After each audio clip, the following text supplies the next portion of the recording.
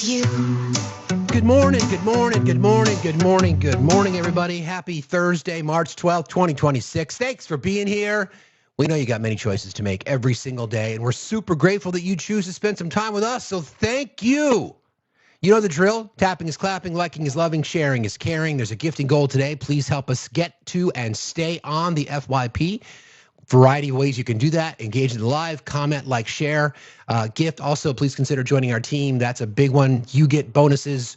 This helps the live. We appreciate that. We are still marching towards our 25K goal for the Do Something Tour. We sit at $6,930. Thank you to everyone who's donated so far. We're in the process of setting up a GoFundMe as well to kind of help promote this a little bit more. For more information on the Do Something Tour, please consider joining our Discord. You can find the link to that in the link tree that's in my bio. We just ask that you go through the verification steps. Also, please follow us on YouTube. Please follow us on Twitch. We are streaming on both platforms currently, and also consider following us on IG, on the Insta at the Do Something Tour. You'll find that information. Head on over to the merch store too. You can find some information on the Do Something Tour there as well. That's factsstillmatter.site. You can also pick up some really cool merchandise. If you're we are in, it's sugaring season, as they say up here, but it's also coming to be, event season. Whether you're going to No Kings rallies, whether you're going to Indivisible events, speak up, speak your mind, make a sign, grab some merch. We appreciate you guys. Thank you for being here, and welcome to the show. We didn't get a chance to cover off on nearly a quarter of the things I wanted to talk about yesterday, so I decided to run this topic back. Obviously, it had a lot of impact on a lot of people, and I kind of went back and listened to some of the interactions yesterday, and it just showed me that there's a massive divide in our country, as we all know. It's not even the Democrat, Republican. It's not even liberal versus conservative. It's not left versus right. It's just about people who care about others and people who don't. Selfishness was on full display yesterday. When you're asking questions about healthcare or food, again, asking the question if food is a right, and people are like, no, you have a right to buy food, but I don't want to pay for somebody else's food. As long as my family's taken care of, fuck everybody else. Well, that to me is a general baseline where I want our country to go. Ironically enough, the minimum healthcare, food, water, and shelter, I believe, are human rights, which are tenets of democratic socialism. And not to be confused with traditional socialism, where workers own the means of production. We're not talking about that. We're talking about democratic socialism and what that looks like. We spend a lot of time talking about healthcare, and the model that I always like to refer to is Bernie's, the Medicare for All model. So I'm going to take you through that.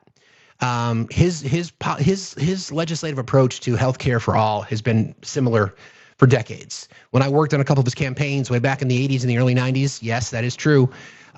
He was talking about it then, and it really hasn't changed very much. So we'll get into it.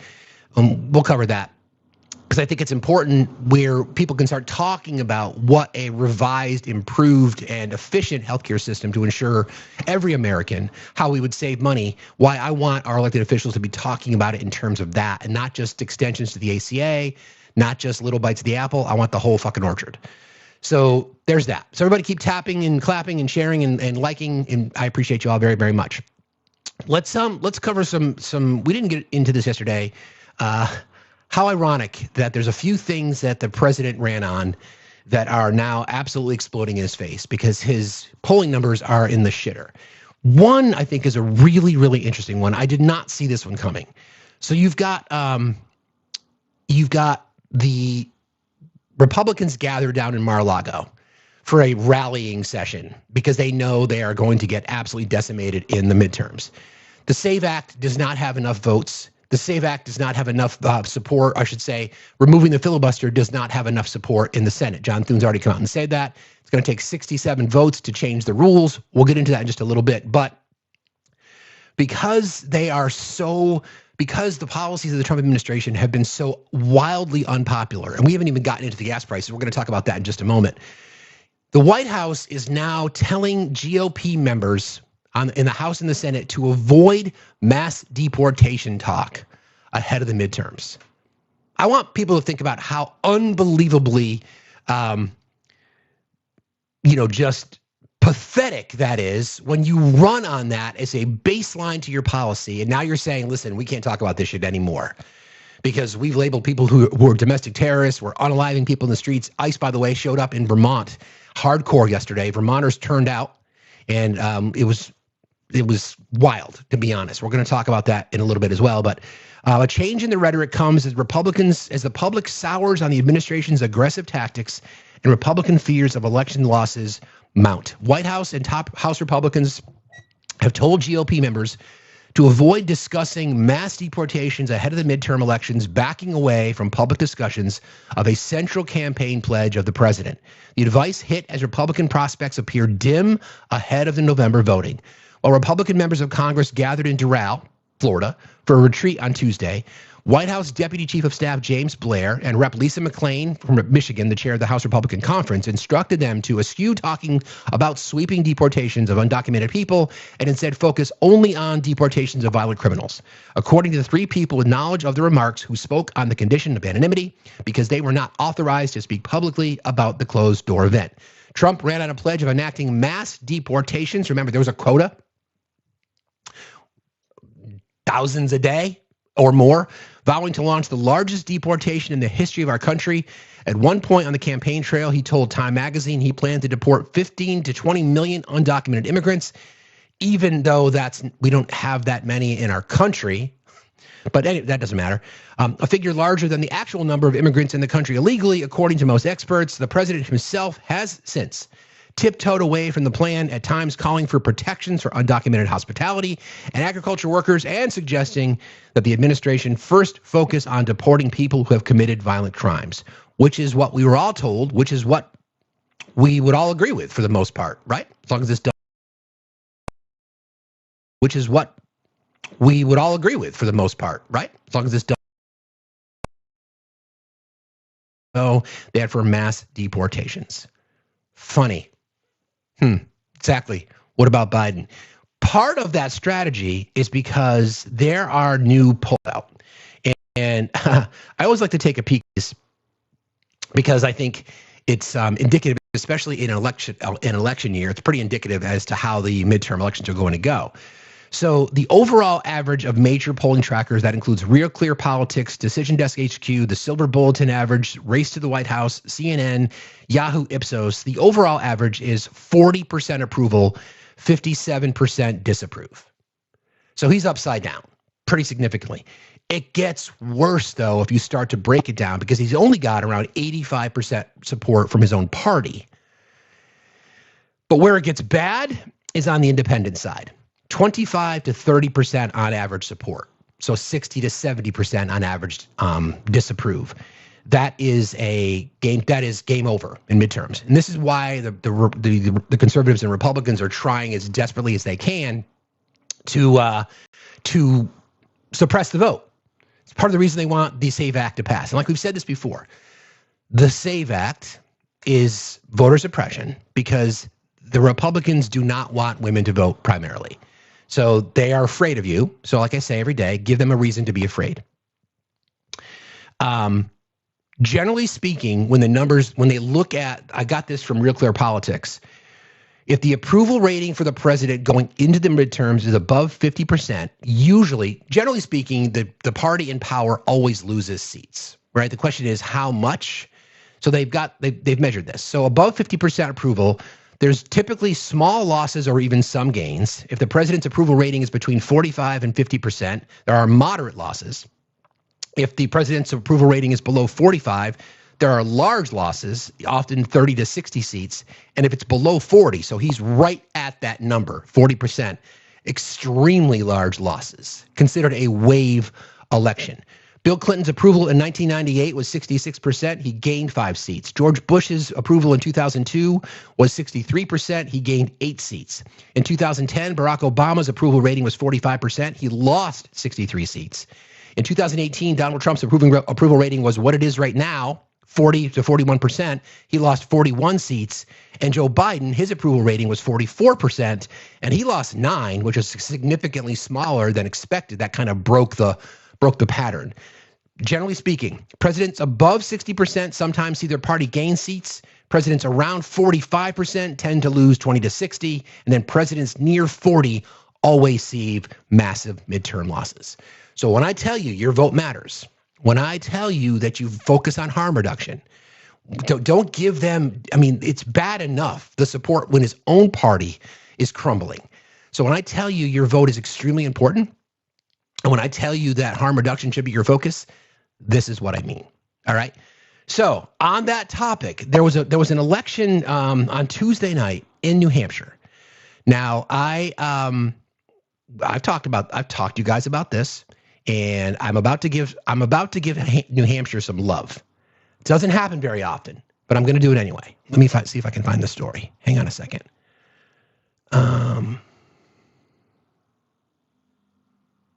Okay. When first play some sound from Rachel Maddow, because she was talking about the various off-cycle midterm elections, changes in the GOP. So this is the sound from her, and we'll talk about what happened in New Hampshire.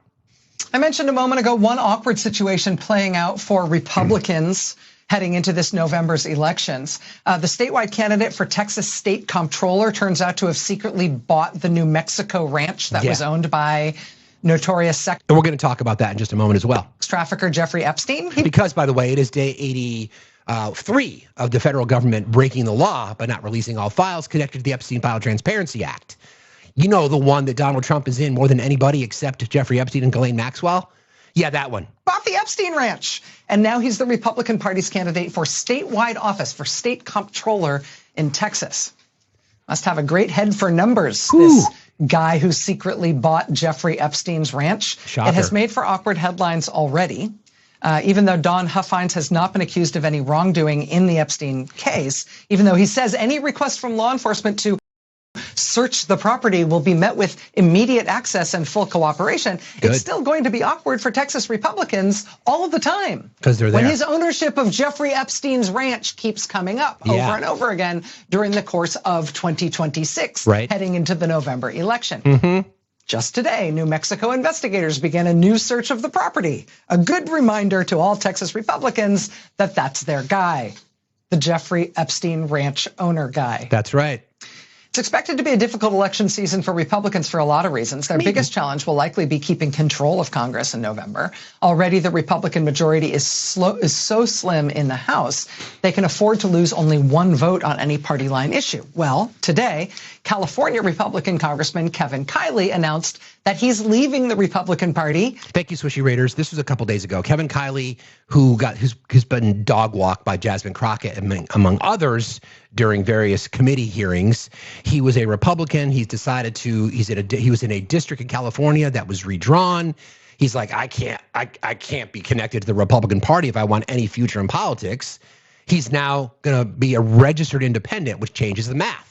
Right, so now there'll be an independent in the House that used to caucus with that was a Republican who has said he will still caucus with the Republicans. So we'll see.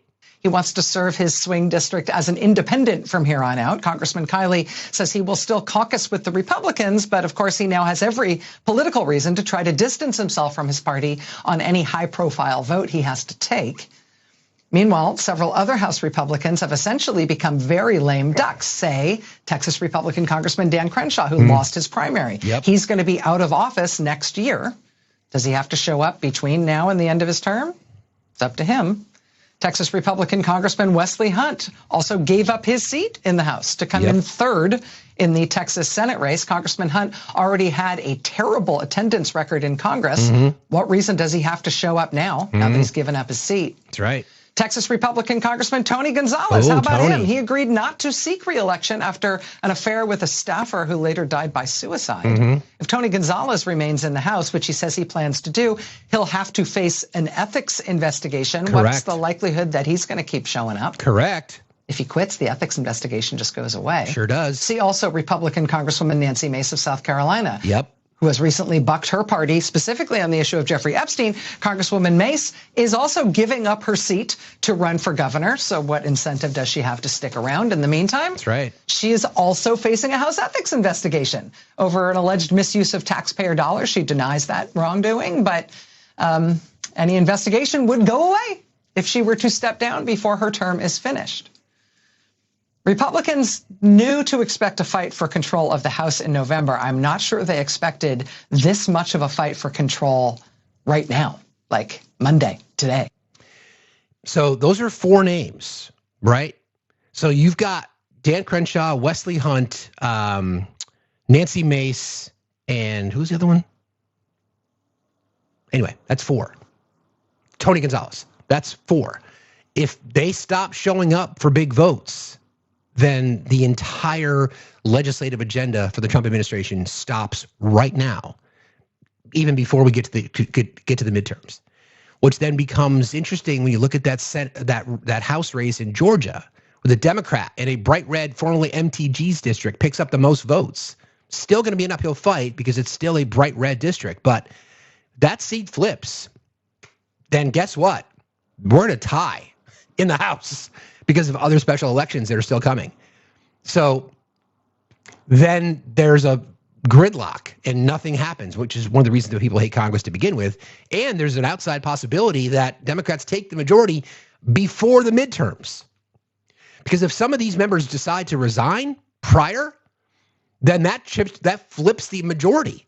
Because the way that the House speakership works, it's whomever speaks on behalf of the majority, right? So if the count is one more Democrat than one more Republican or vice versa, then that party becomes the majority party, thus the Speaker of the House. And I don't want us just to assume it's going to be Hakeem Jeffries. I would expect him to get challenged. Will he likely win? He probably will, but I don't know. There's a lot of people in the Democratic caucus, especially on the progressive wing, are not really happy with him. So we'll see. Don't want to get too far out over our skis, as they say. But speaking of New Hampshire, heading into Tuesday's state legislative election, this is from MS Now. This is a report from what's the newspaper? The New Hampshire Union Leader. Heading into Tuesday's state legislative special election in New Hampshire, Republicans had reason to be cautiously optimistic. The race was in a district that Trump won by 9 points in 2024, and the Democratic candidate had already run and lost twice before wide margins. And yet, the contest turned into the latest in a series of red to blue flips. In what Granite State Republicans hope is not a preview of November, Democrat Bobby Bowdman won Tuesday's special election for Carroll County District 7, defeating Republican Dale Fisher 51 to 47% in a district that voted Republican by more than 13 points just 16 months ago. 13-point loss to a 4-point gain. That's a 17-point swing. Remember, friends, the number I gave you? 13 points. Any district that Republicans have won by 13 points, based on what we've seen all summer, all last year, leading up to Tuesday, that's a margin, that's a winnable seat. He got outspent 4-1. The Democratic candidate got outspent 4-1 and still won. The New Hampshire Union Leader called the outcome a stunning upset, given the Republican advantage in the local district. In a press statement, Democratic Legislative Campaign Committee President Heather Williams boasted, quote, Tuesdays are becoming a headache for state Republicans across the country as they suffer one stunning defeat after another. And therein lies the point for Democrats. 2026 is off to a very encouraging start, not just 2026, but going back a year. In January, 2 of the party's candidates won lopsided victories in 2 special elections, one in Minnesota, the first 2 contests of the year, restoring the state house to an even partisan split. Soon after, in Texas, Republicans invested a considerable amount of resources to keep a state Senate seat in the suburbs of Fort Worth. They failed. Democrat Taylor Remitt, a union leader and an Air Force veteran, won a double-digit victory in a district Trump won by 17 points in 2024. The president personally tried to rally support for the GOP candidate, but then he pretended he didn't after she lost badly.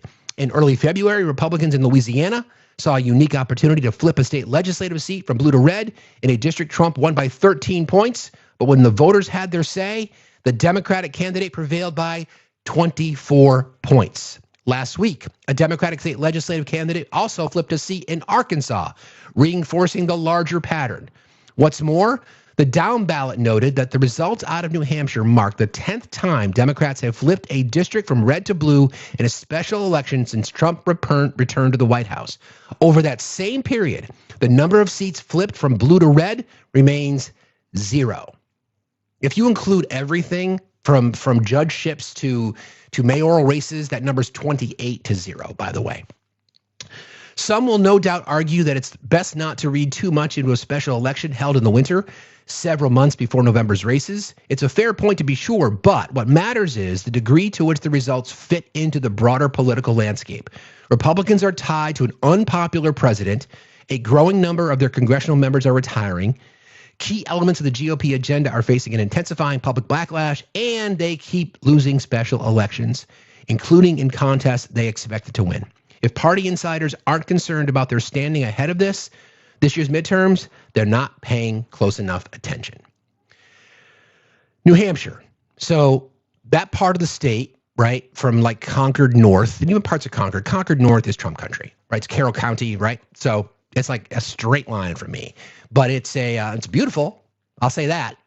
And but it is Trump country. So we're talking about off ballot, off cycle. Let's not give.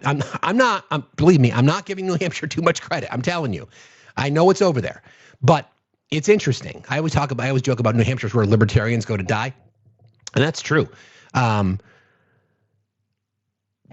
Anyway, I think if you're reading the tea leaves, it's a really good sign.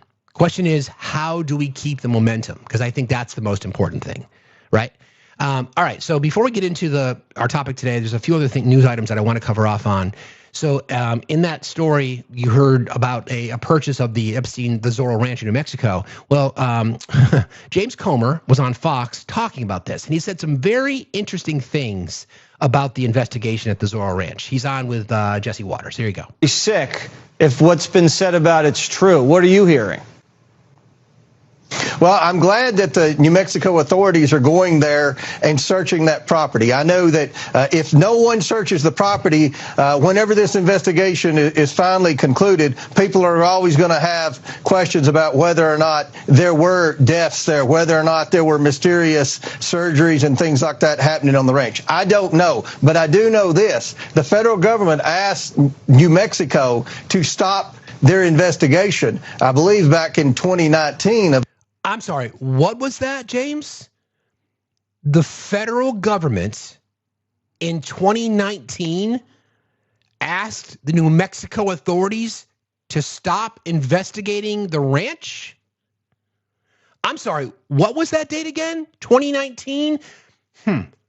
Who was president in 2019? Interesting. Of that ranch. So there's just so many questions about how the government failed the victims and how government failed in trying to prosecute Epstein sooner. I mean, this whole thing doesn't make sense.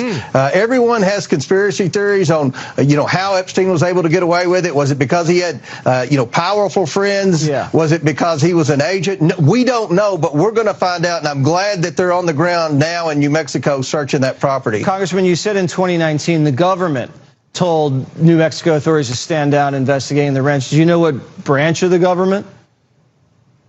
It was the Department of Justice, I believe. And the Department of Justice, which is under the executive branch. Interesting. So Donald Trump was the president in 2019.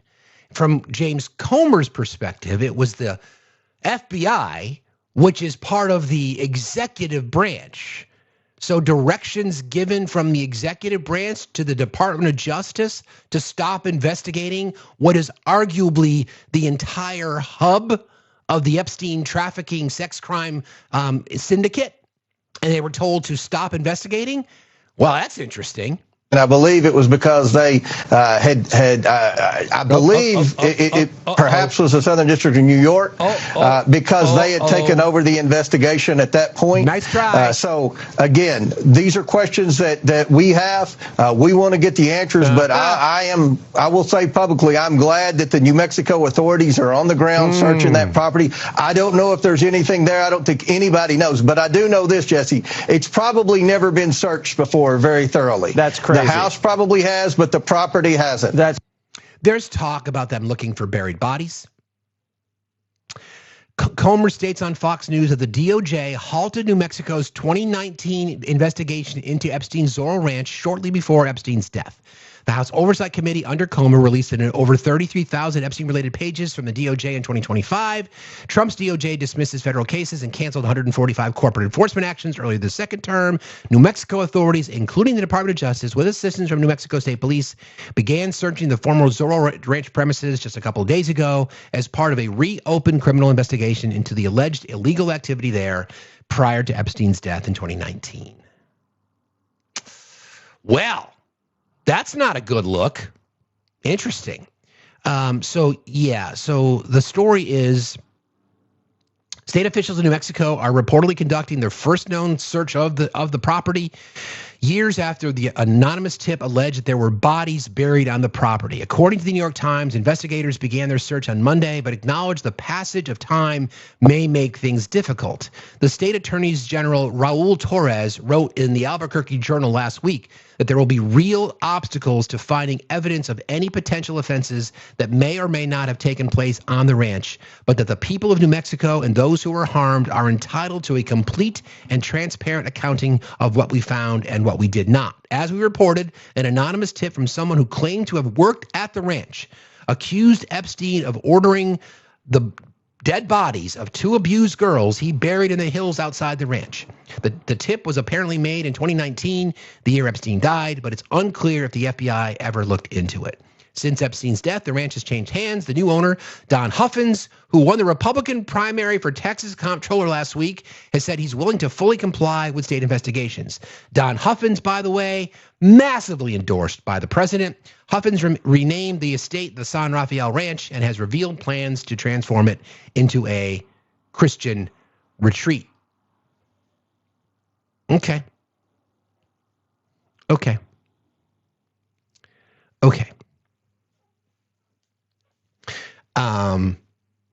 That's wild. Oh, Popcorn's back. Maybe later. Be a good boy, Popcorn, and maybe we'll talk to you. So I want to briefly pause because I made a promise to myself and to you guys that in honor of Women's History Month, we would identify a woman from history who perhaps known or unknown, but today it's going to be Rosalind Elsie Franklin, born the 25th of July, 1920, passed away April the 16th, 1958. Very young, was an English chemist, X-ray crystallographer. Her work was central to the understanding of the molecular structures of DNA, RNA, viruses, coal, and graphite. Although her works on coal and viruses were appreciated in her lifetime, Franklin's contributions to the discovery of the structure of DNA were largely unrecognized during her life because men tried to take credit for it. Shocker. Franklin has been variously referred to as the wronged heroine, the Dark Lady of DNA, the forgotten heroine, a feminist icon, and the Sylvia Plath of molecular biology. James Watson believed that, and had she not died, Franklin would have been awarded a Nobel Prize in chemistry. She graduated in 1941 with a degree in natural sciences from the Newham College in Cambridge, and then enrolled for a PhD in physical chemistry under Ronald George Rayford Norrish, the 1920 chair of physical chemistry at the University of Cambridge.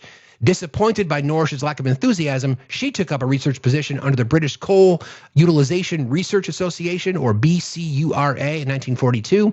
The research on coal helped Franklin earn a PhD from Cambridge in 1945, moved to Paris in 1947 as for her postdoctoral research, and she's widely known as basically helping us understand DNA as we do now. And once again, Rosalind Franklin, woman of history, her accomplishments were dismissed so that men could attempt to take credit for it. So Rosalind Franklin, woman of history. All right. I want to get into a couple of things before we get into our topic today. The first 6 days of the war has cost us $11.3 billion, according to the Pentagon. We were told roughly about $1 billion a day. So they're already double that. Okay?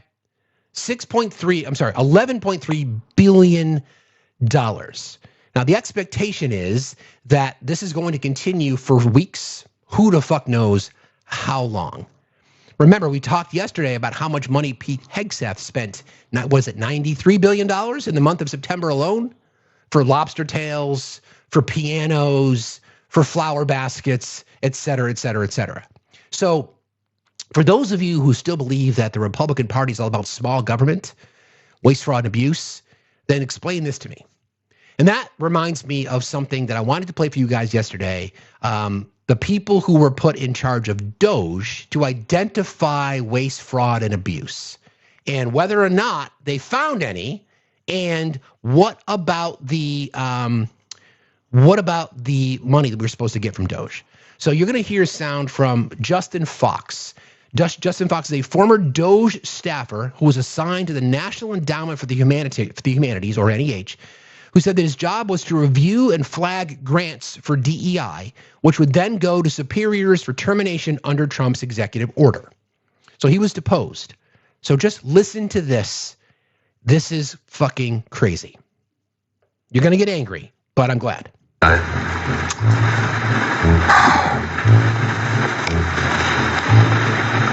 Hold on a second. Let me just start this again. DEI. What is DEI, he asks?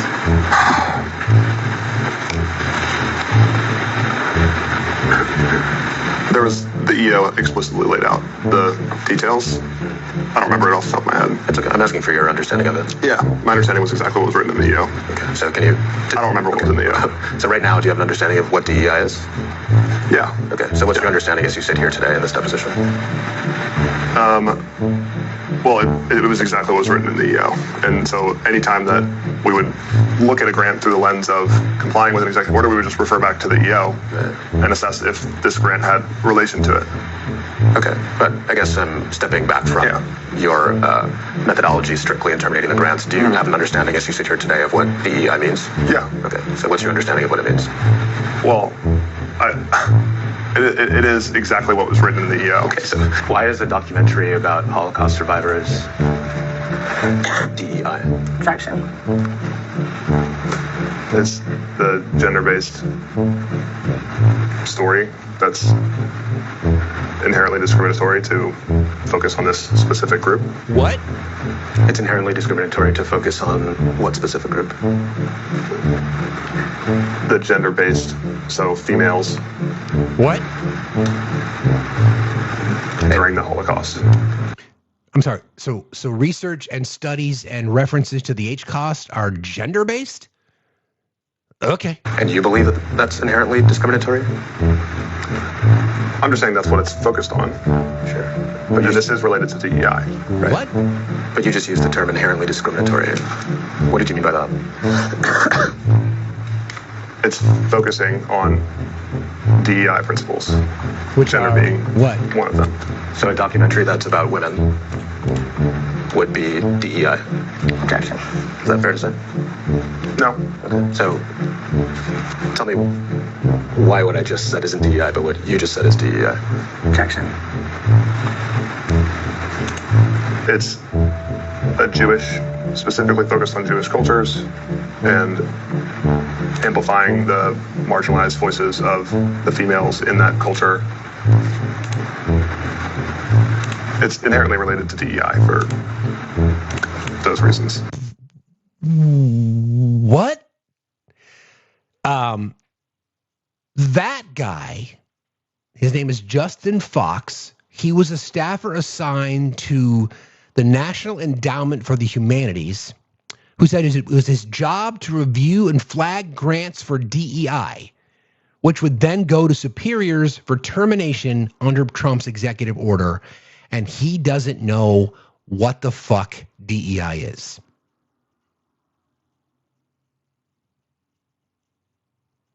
And Doge cost us money.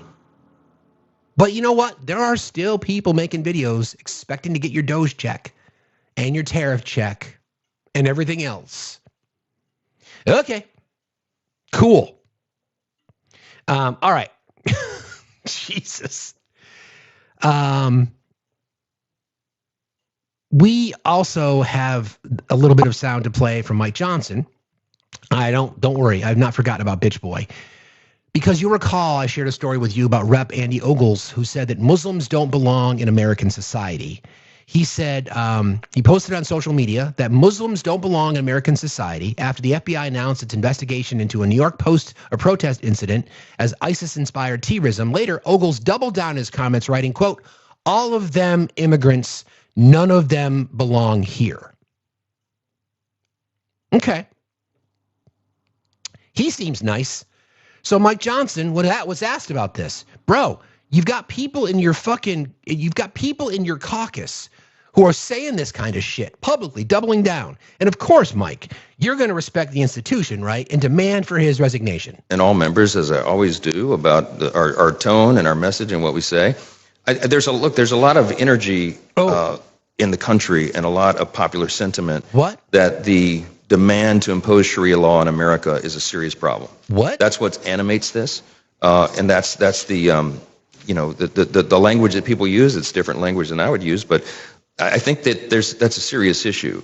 Sharia law and the imposition of Sharia. Oh, I get it. So you're going to do, bitch boy. Listen, we talked about this last night during cuddle time, Mike, and I reminded you, bitch boy, that you've got to be honest with the American people. I mean, I keep reminding you that every single day, right? We go through this exercise and I'm like, Mike, are you ready today to be honest with the American people? Nuh-uh.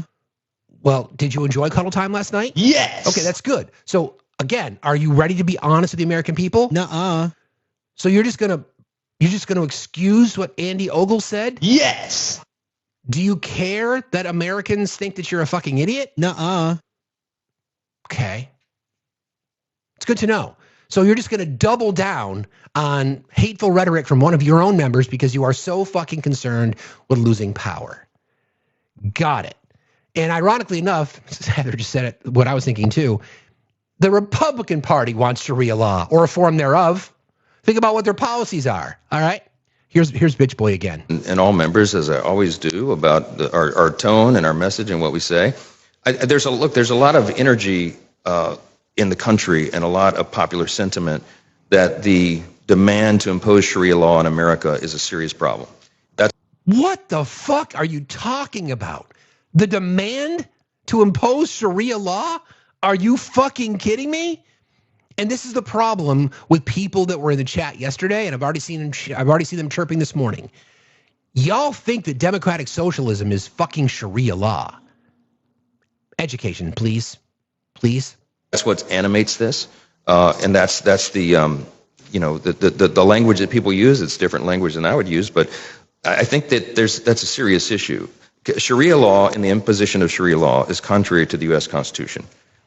Our Constitution is the greatest in the world. It's the longest surviving Constitution on the planet, and we're 250 years into this grand experiment in self-governance. And one of the principles that we believe in, stated first in the nation's birth certificate, is that all of us are created equal by God.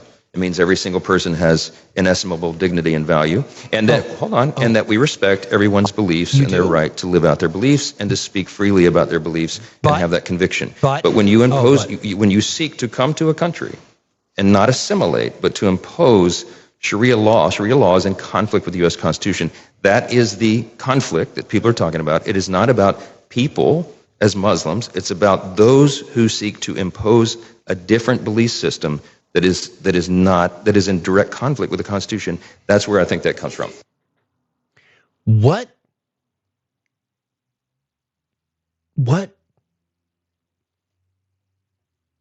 The closest that we have to Sharia law in our country is today's Republican Party when they violate the Constitution on the fucking daily and, tell women what they can do and they can't do with their bodies. So miss me with your bullshit. Miss me with it. And because the opposition doesn't exactly do much for, it doesn't really do much in regards to investigating their education, they're going to believe that shit. So, Mike, your voters are very gullible, right? Yes. Okay, and you know that they're going to believe everything you tell them, right? Yes. Do you think there's a chance they might be able to figure out you're lying? Nuh-uh. So you're just going to tell them that Sharia law is a threat? Yes. Even though you know it's not, correct? Yes. Got it. All right, I'm just curious because it's dangerous. Do you care that there's going to be a rise in Islamophobia, et cetera, because everything that's happened? Do you care about that? Nuh-uh. You don't care about innocent lives being lost potentially because of your rhetoric? Nuh-uh. You're just ready to burn the whole thing down, aren't you? Yes. Got it. Okay. Well, that's unfortunate. So I don't know. I don't know what to say there. But we'll get into that because, again, the fear of something that doesn't exist because Mike Johnson and others are trying to tell you that Sharia law is the problem. Yeah, no. There's no more suppressive or oppressive regime that I can think of currently than today's modern day Republican Party. But whatever. All right, let's get into a couple of little interesting moments from yesterday. This is the president. He was being asked a question. This is fucking wild to me. That Peter Doocy, who's been doing some interesting work recently, I gotta say, Peter Doocy has surprised me because I think he's gained the trust of the president. So when he asks him questions about certain things, it becomes a bit of a wild flex, meaning that you wouldn't expect the president to answer a question like that. Because if a question came from, ABC or CBS or CNN, he would just call it fake news. So, yeah, all of our forefathers were not Christian. You're wrong about that. Some were deists. Before I play that, though, let me see if I want to do that. Actually, you know what I'm going to do before I get too far down this road? I want to play this interesting soundbite from Ted Cruz. This is wild to me, and we'll talk about the other side. He's talking about Tucker Carlson is the single most dangerous demagogue in this country. And I'll tell you, I've made the decision that I'm going to take him on head directly. If you look at the dissent of Tucker Carlson, and they're all the sort of lesser chattering voices that are moons circling his twisted planet. But if you look at the dissent, it started about 1.5 years ago with platforming crackpot professors seeking to rewrite history about World War II. So he has one idiot whom he describes as the most consequential popular historian in the country, who leans forward and intones that Winston Churchill was the villain of World War II. He then finds another crackpot professor who says there's a good argument that America should have sided with the Nazis in Germany in World War II. And for all of this, Tucker gazes adoringly. By the way, no, there is not. Winston Churchill was an extraordinary historical figure. There's a reason Churchill's bust is on my mantle. If you come to my office, on the mantle, there are 3 busts, one of Churchill, one of Reagan, and one of Dr. Martin Luther King Jr. 3 extraordinary leaders who had vision. But it's not just there, it then descends. Look, Nick Fuentes. It's actually interesting if you look at Republican politicians. Nick Fuentes is easy to denounce. And I actually think it's a tell among a Republican politician if they'll denounce Fuentes but are scared to say Tucker's name. That tells you a great deal. Nick Fuentes is a goose-stepping Nazi.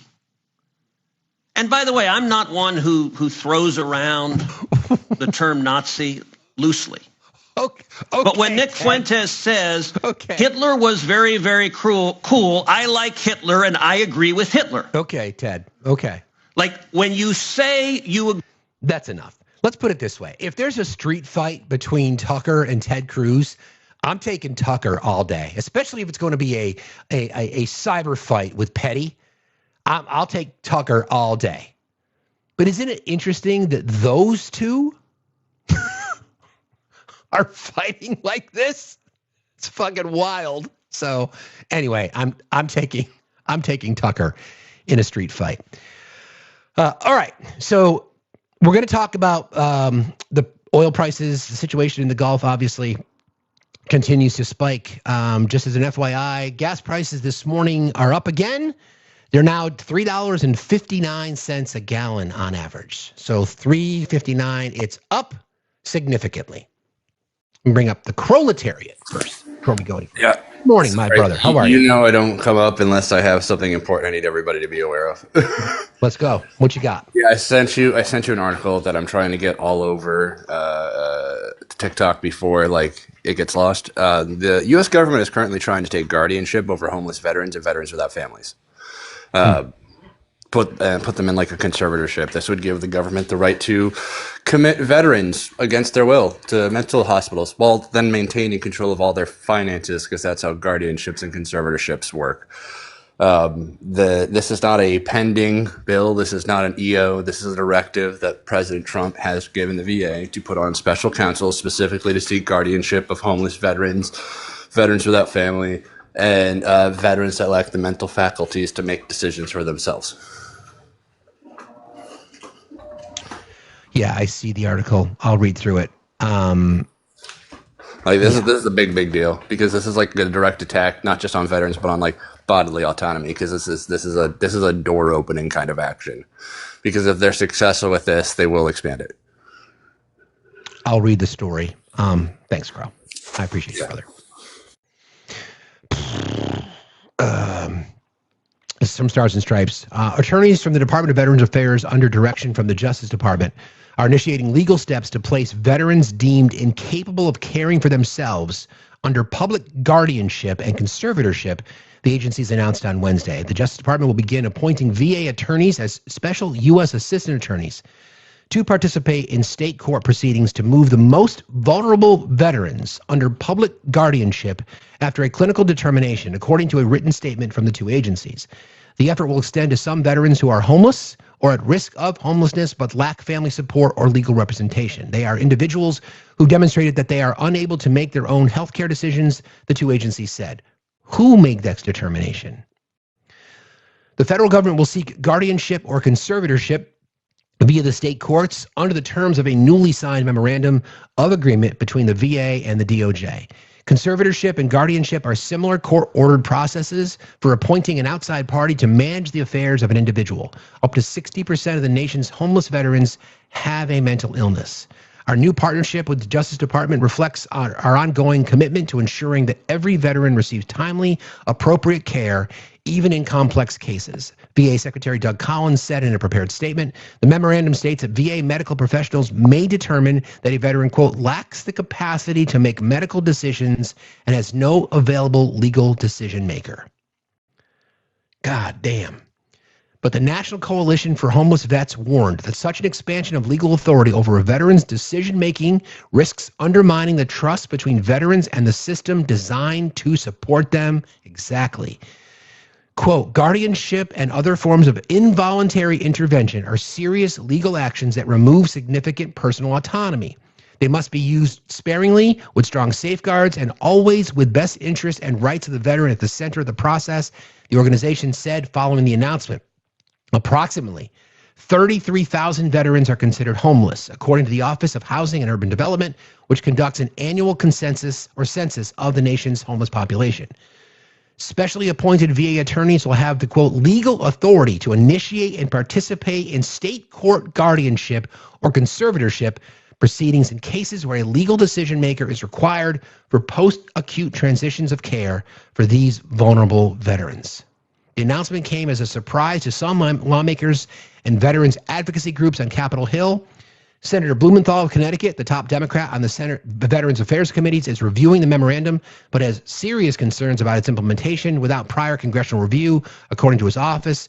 Disabled American Veterans, a nonprofit that advocates for vets, said the organization just became aware of the initiative and is reviewing it before determining next steps. There is scant data on the number of veterans nationwide under state-appointed public guardianship or conservatorship.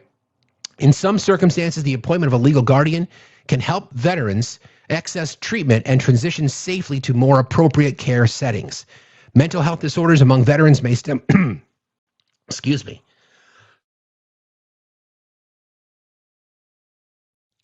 Mental health disorders among veterans may stem from the trauma of combat, military SA, and challenges faced when transitioning to civilian life, according to the coalition. Addiction to drugs and alcohol also is a common problem among the homeless population. Oh my goodness. This is like, I'm trying to look at this to say, okay, obviously it's a vulnerable community and we certainly want to help, but the government is going to determine your guardianship and your conservatorship? That's fucking wild.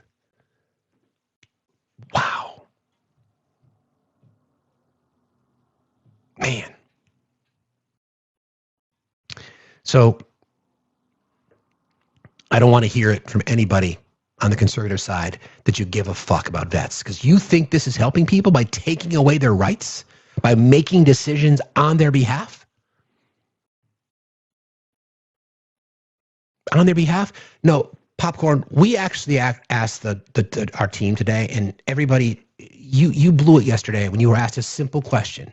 And this is your education, Popcorn. Okay, this is your education. I'm not going to bring you up because I took out the trash yesterday.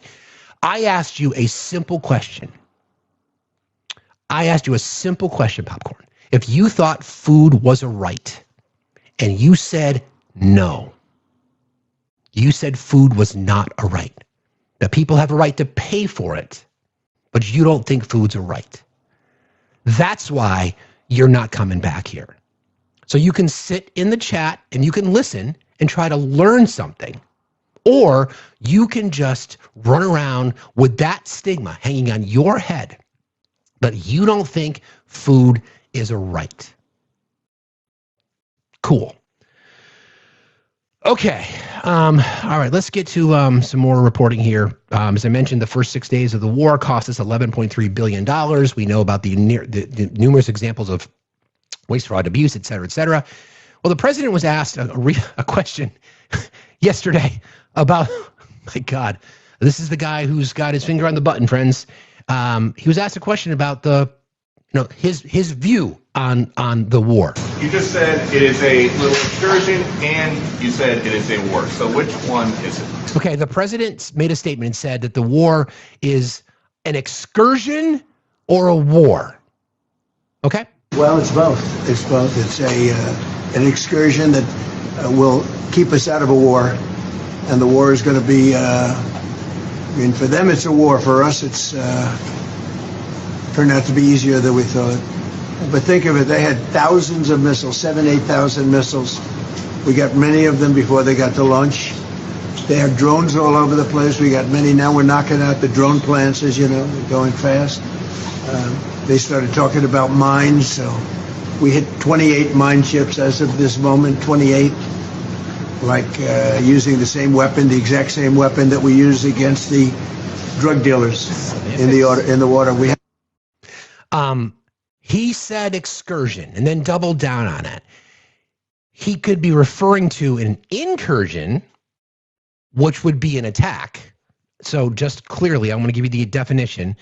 An incursion would be an invasion or attack, especially a sudden or brief one.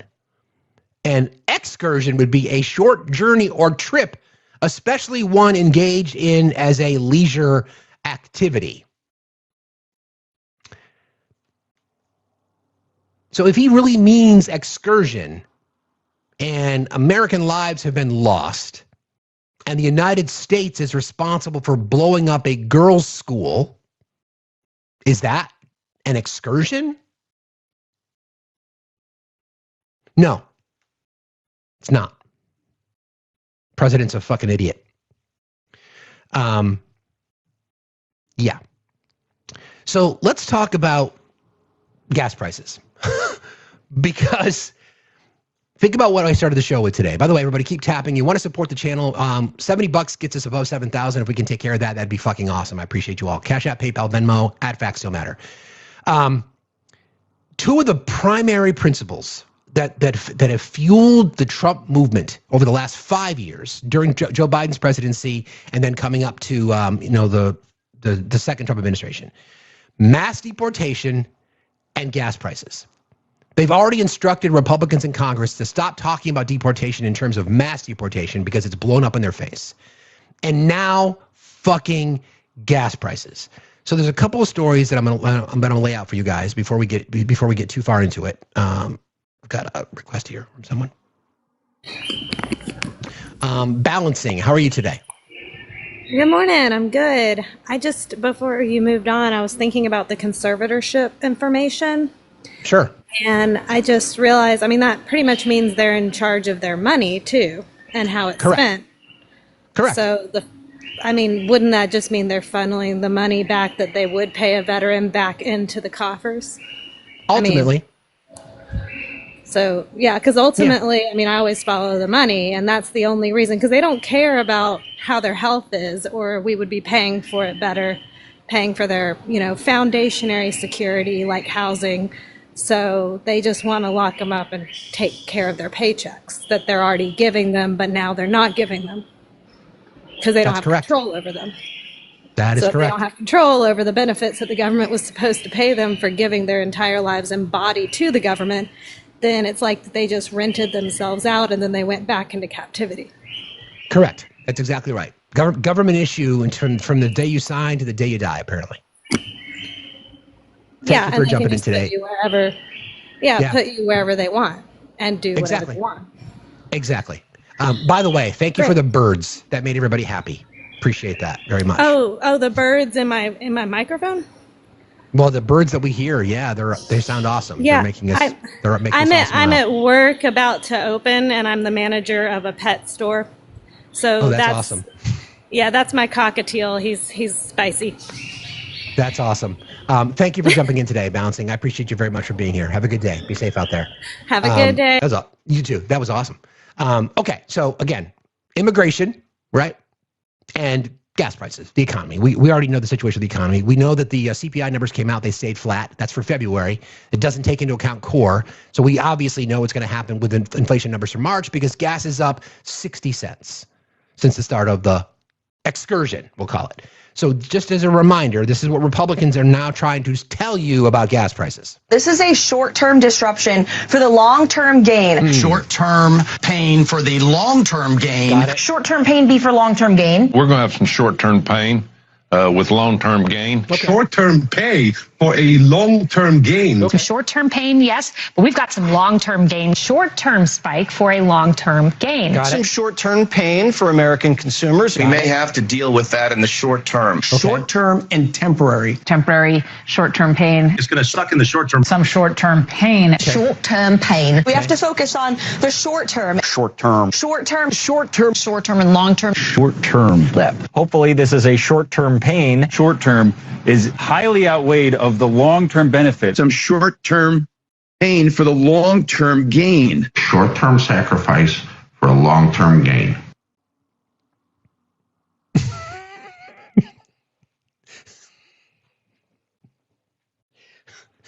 Apparently it's a short-term pain for long-term gain, right? So I've got a series of little compilations that I've assembled for you guys.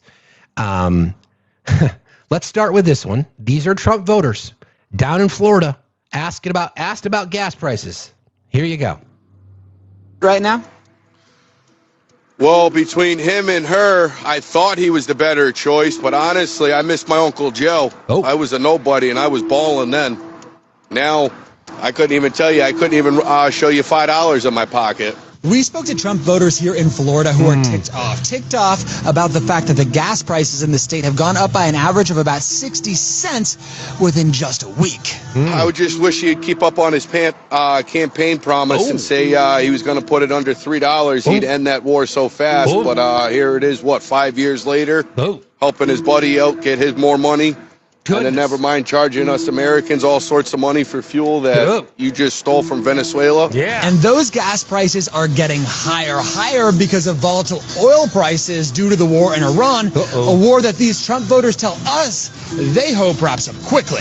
If I could, speak to the president, I'd just encourage him to finish up this war and get us back to a safe world. He's saying about for our safety, leave somebody alone, they won't bother you. Hopefully this conflict over there will end, it's just unfortunate.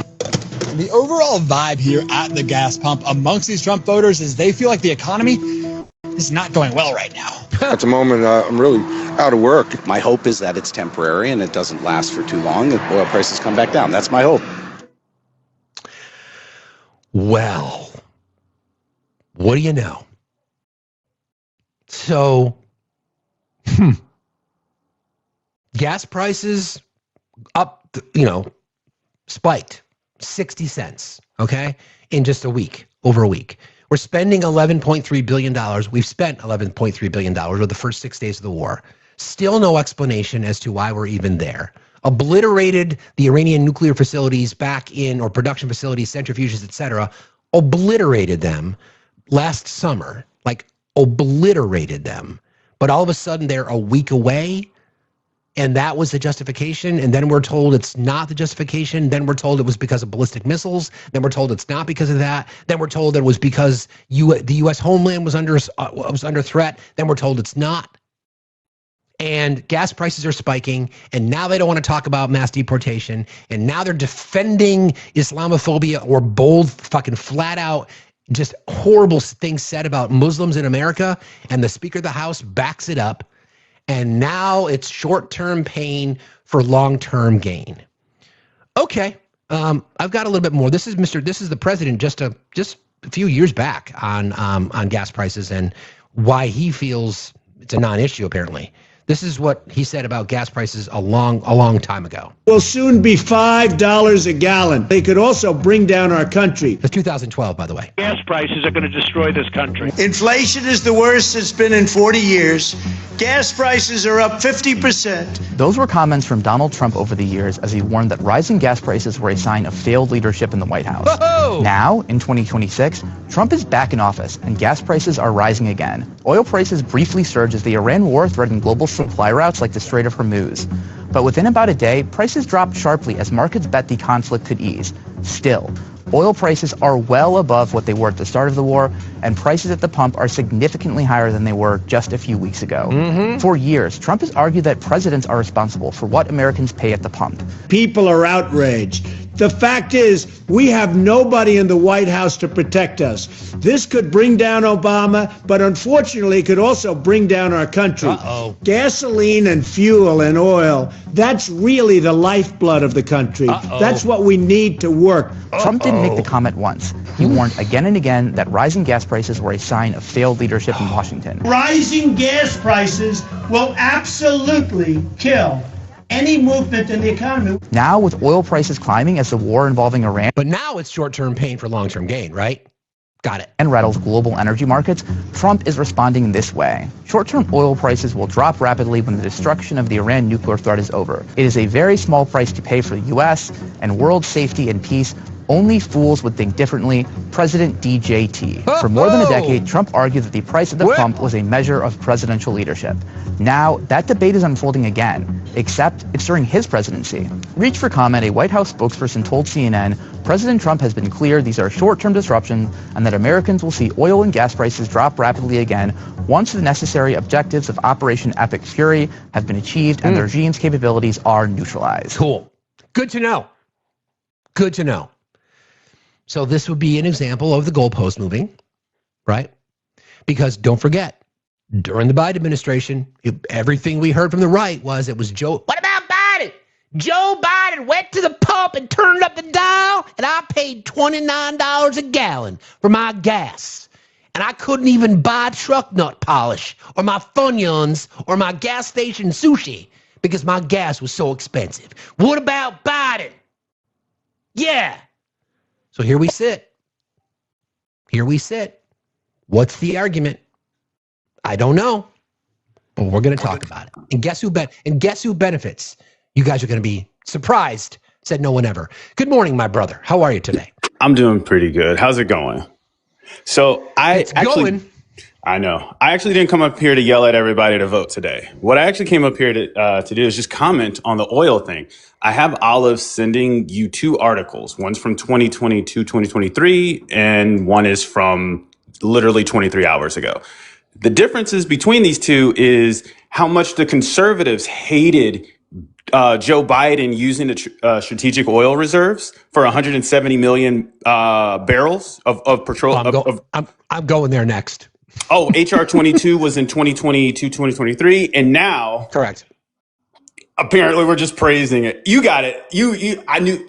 I should never doubted you. You already knew. No, it's all love good. you, man. It's all good. I love you too, brother. Do you want to? Before you leave, did you hear the story that I told you about the race in New Hampshire? I couldn't.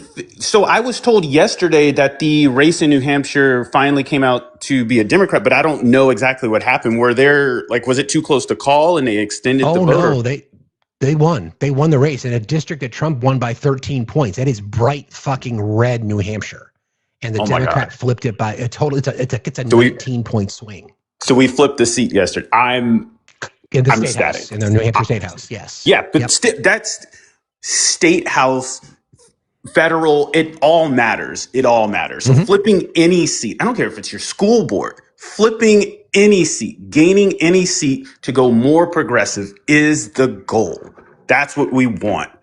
And it matters more about your state house than it does, honestly, about your federal. Yes, federal matters a lot, but I think on a grading scale, I would grade like federal is like you show up to, you're when you go to school and you show up to work, you show up to the classroom. That's the grade that you get for federal, for voting in your federal election. But like doing the actual work at school in your class, that rest of that percentage of your grade, that is your state legislature. You need to vote in your state. That matters more. That's going to impact you and affect you immediately. That's your roads. That's your schools. That's your. I think I said on Olive's Live yesterday. You want to shop at businesses that give you 50% off wings for like the Super Bowl. But you don't want to vote in your state that gives tax breaks to Wingstop, so they do that. You have to vote. You have to vote in your state. Also, Manny, what these seats that have been flipped on the from Republican to Democrat, these are also feeder elections, meaning that you're getting more progressives that are running for state house seats. They develop their political chops, then they start to run for federal office. And that's how you change our system. That's how you push towards democratic socialism. The more down ballot progressives you get, the better off we're all going to be in the future. So that's 100%. 100%. And you know how much I love New Hampshire, said no one ever. But I will praise voters in that district today because they flipped it. So thank you for being here, bro. I appreciate you. No problem. Thank you. I love you. I love y'all. Love you too, man. See you later. Fabulous news. Let's see what's this. Okay. So he mentioned it. So I've got a few more sound bites I want to play on gas prices because I'm gonna walk you up to the ultimate bit of hypocrisy from our president. Shocker, right? But here's some more sound on. Well, let me do this first. Let me do this first. So this started with Caroline Leavitt, shocker, from New Hampshire. Caroline, is this the one I want to play first? Yeah, I already played that. So this was Caroline talking about Russia and their connection to this particular war. So here you go. And his energy team are closely watching the markets, speaking with industry leaders, and the U.S. military is drawing up additional options following the president's directive to continue keeping the Strait of Hormuz open. I will not broadcast what those options look like, but just know the president is not afraid to use them. Okay. Rest assured to the American people, the recent increase in oil and gas prices is temporary, and this operation will result short-term pain, long-term gain, right? Right, Caroline? In lower gas prices in the long term. Once the national security objectives of Operation Epic Fury are fully achieved, Americans will see oil and gas prices drop rapidly, potentially even lower than they were prior to the start of the operation. Really? Well, thank you, Olive, because that's timely. So this is a statement from the Department of Energy. Trump's Department of Energy says gas prices won't come down to pre-war levels until mid-2027 if we're lucky. Well, that's a bit of an issue. But what about Biden? What about Biden? I need that sound. I need that sounder. There's that. So then we get into who does this benefit? So let's play some sound from the president first, okay? This was a statement that he made down at that little rally that they did, the little Klan rally, GOP rally in Mar-a-Lago. Hello, everyone. Thank you very much. I had a very good call with President Putin. We had a lot of people on the line from our side, from his side. We obviously talked then about the Middle East, and he wants to be helpful. He was very impressed with what he saw because nobody's ever seen anything quite like it. You know, Iran was a very powerful military country. Again, remember the tell? Nobody's seen anything like it. That's true, sir. No one has ever seen a president who shits his pants, who thinks incursion is excursion, and is a twice impeached, 4-time indicted, sexually abusing, fraudulent, convicted felon, name on a list, predator, fucking racist. Yeah. Yep. Okay, so there's that. Nobody, how impressed he was. So, as you know, the global oil market has been flipped upside down because of our invasion, our excursion to Iran. Well, who fucking benefits? That would be Russia. This is Lisa Remillard, the politics girl. I follow her on Instagram and on Substack, and she breaks this down great, so I'm going to give her credit, and here you go. Biggest winners in the U.S.-Israel war with Iran is probably going to be Russia. Oh, shocker. How? News girl. Yeah. Russia's not even part of this. News girl. My apologies. Exactly. But guess who has oil and doesn't necessarily need to transport that oil through the Strait of Hormuz? Mm-hmm. If you said Russia, ding, ding, ding, you'd be right. But wait a minute. You know? Isn't Russian oil under sanction by the United States because it was literally the funding mechanism that Vladimir Putin was using to pay for his endless war with Ukraine? Well, it was under sanction. Mm-hmm. We're also waiving certain oil-related sanctions to reduce prices. So we have sanctions on some countries. We're going to take those sanctions. So let me get this straight. The deal maker, right? We put sanctions on Russia that was really doing a good job crippling their economy so they couldn't continue to fund their illegal invasion into Ukraine. So we do that. And now, because our president is a fucknut, decides to take the advice of Bibi, who's been lying about Iranian nuclear capabilities for 30 fucking years. He took the advice of Steve Woodcock and Marco Rubio and Kegsbreath, everybody else, say, oh yeah, we're going to get attacked even though there's no fucking evidence. So he starts this fucking war, and because he promised to lower your gas prices, and because gas prices are spiking around the fucking globe, he decides to remove sanctions from a country who illegally invaded Ukraine. And you all are going to soak that shit up, aren't you? Popcorn's going to make himself a Trump blanket and wrap himself up in it. Off till this straightens out. Then who knows, maybe we won't have to put them on. There'll be so much peace. So why would President Trump lift those oil sanctions on Russia right now? Great question. Well, because right now the oil supply for the world is being jammed up by Iran in the Strait of Hormuz. And the world needs oil, including some of our trading partners like India, who have to get their oil from somewhere. It's unclear how far President Trump is going to take this. We know for sure he granted a 30-day waiver to allow Indian refiners to purchase Russian oil with no sanction. But it sure sounds like Trump wants to take it further than that. He even suggested that maybe when this war with Iran is over, there will be no need for any more sanctions. But why does Trump believe that? Well, because yesterday he had a phone call with Vladimir Putin. I had a very good call with President Putin. We had a lot of people on the line from our side, from his side. We obviously talked then about the Middle East.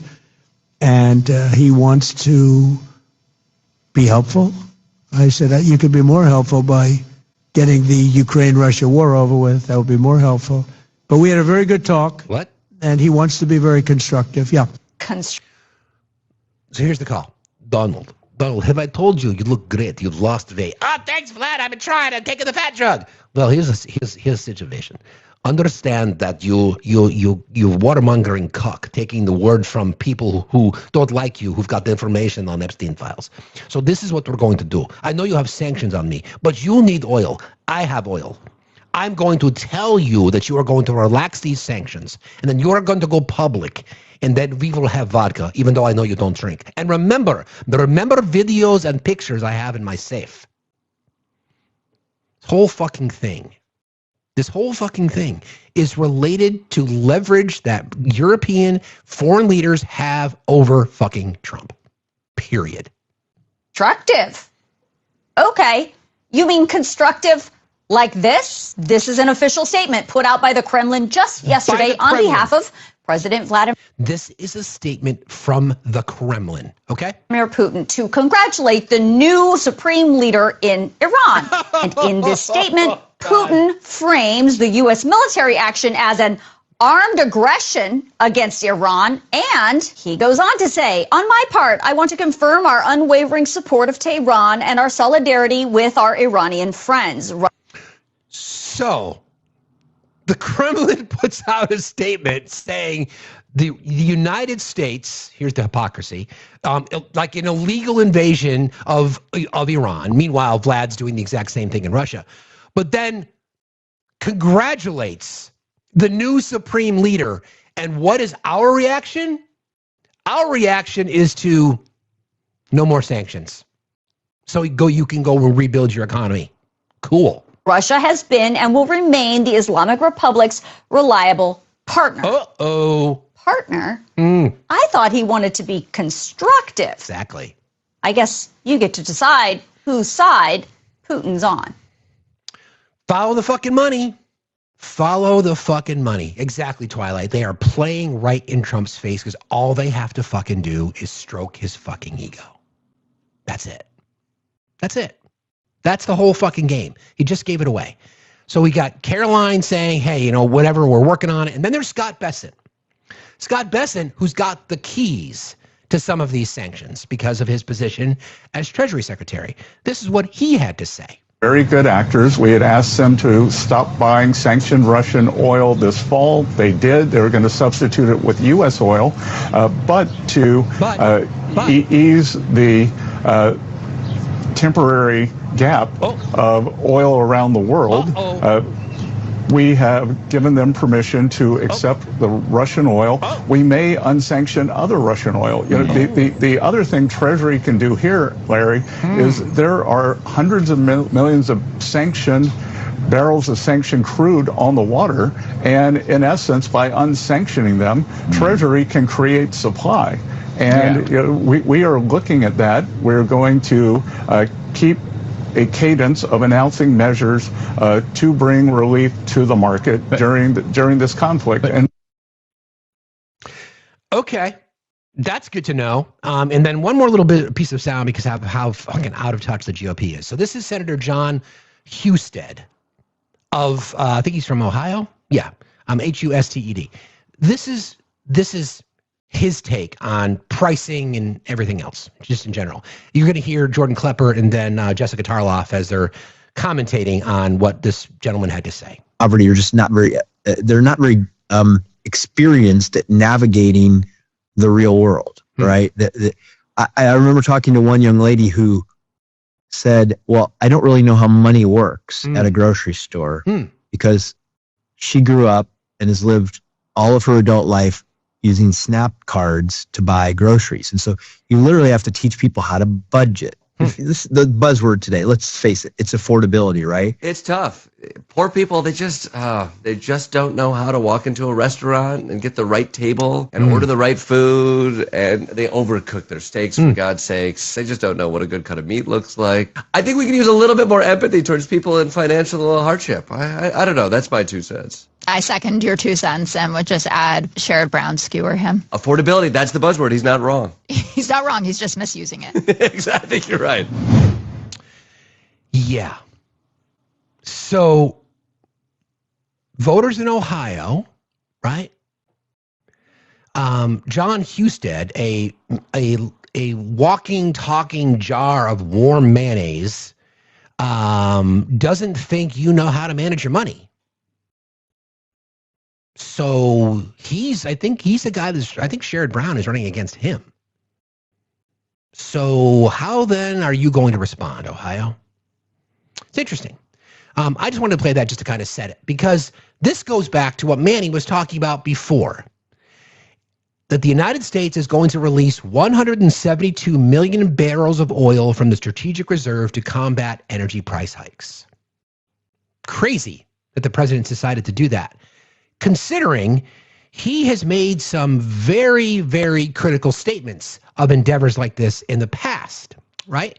Including this statement. Here's a series. when President Biden ordered the largest release ever from the Strategic Petroleum Reserve, which the SPR, which is around 180 million barrels, so similar to what the president's about to release, after Russia invaded Ukraine, Trump repeatedly attacked the move. He said that Biden virtually drained the petroleum reserve. Not true. Trump claimed that he filled it up.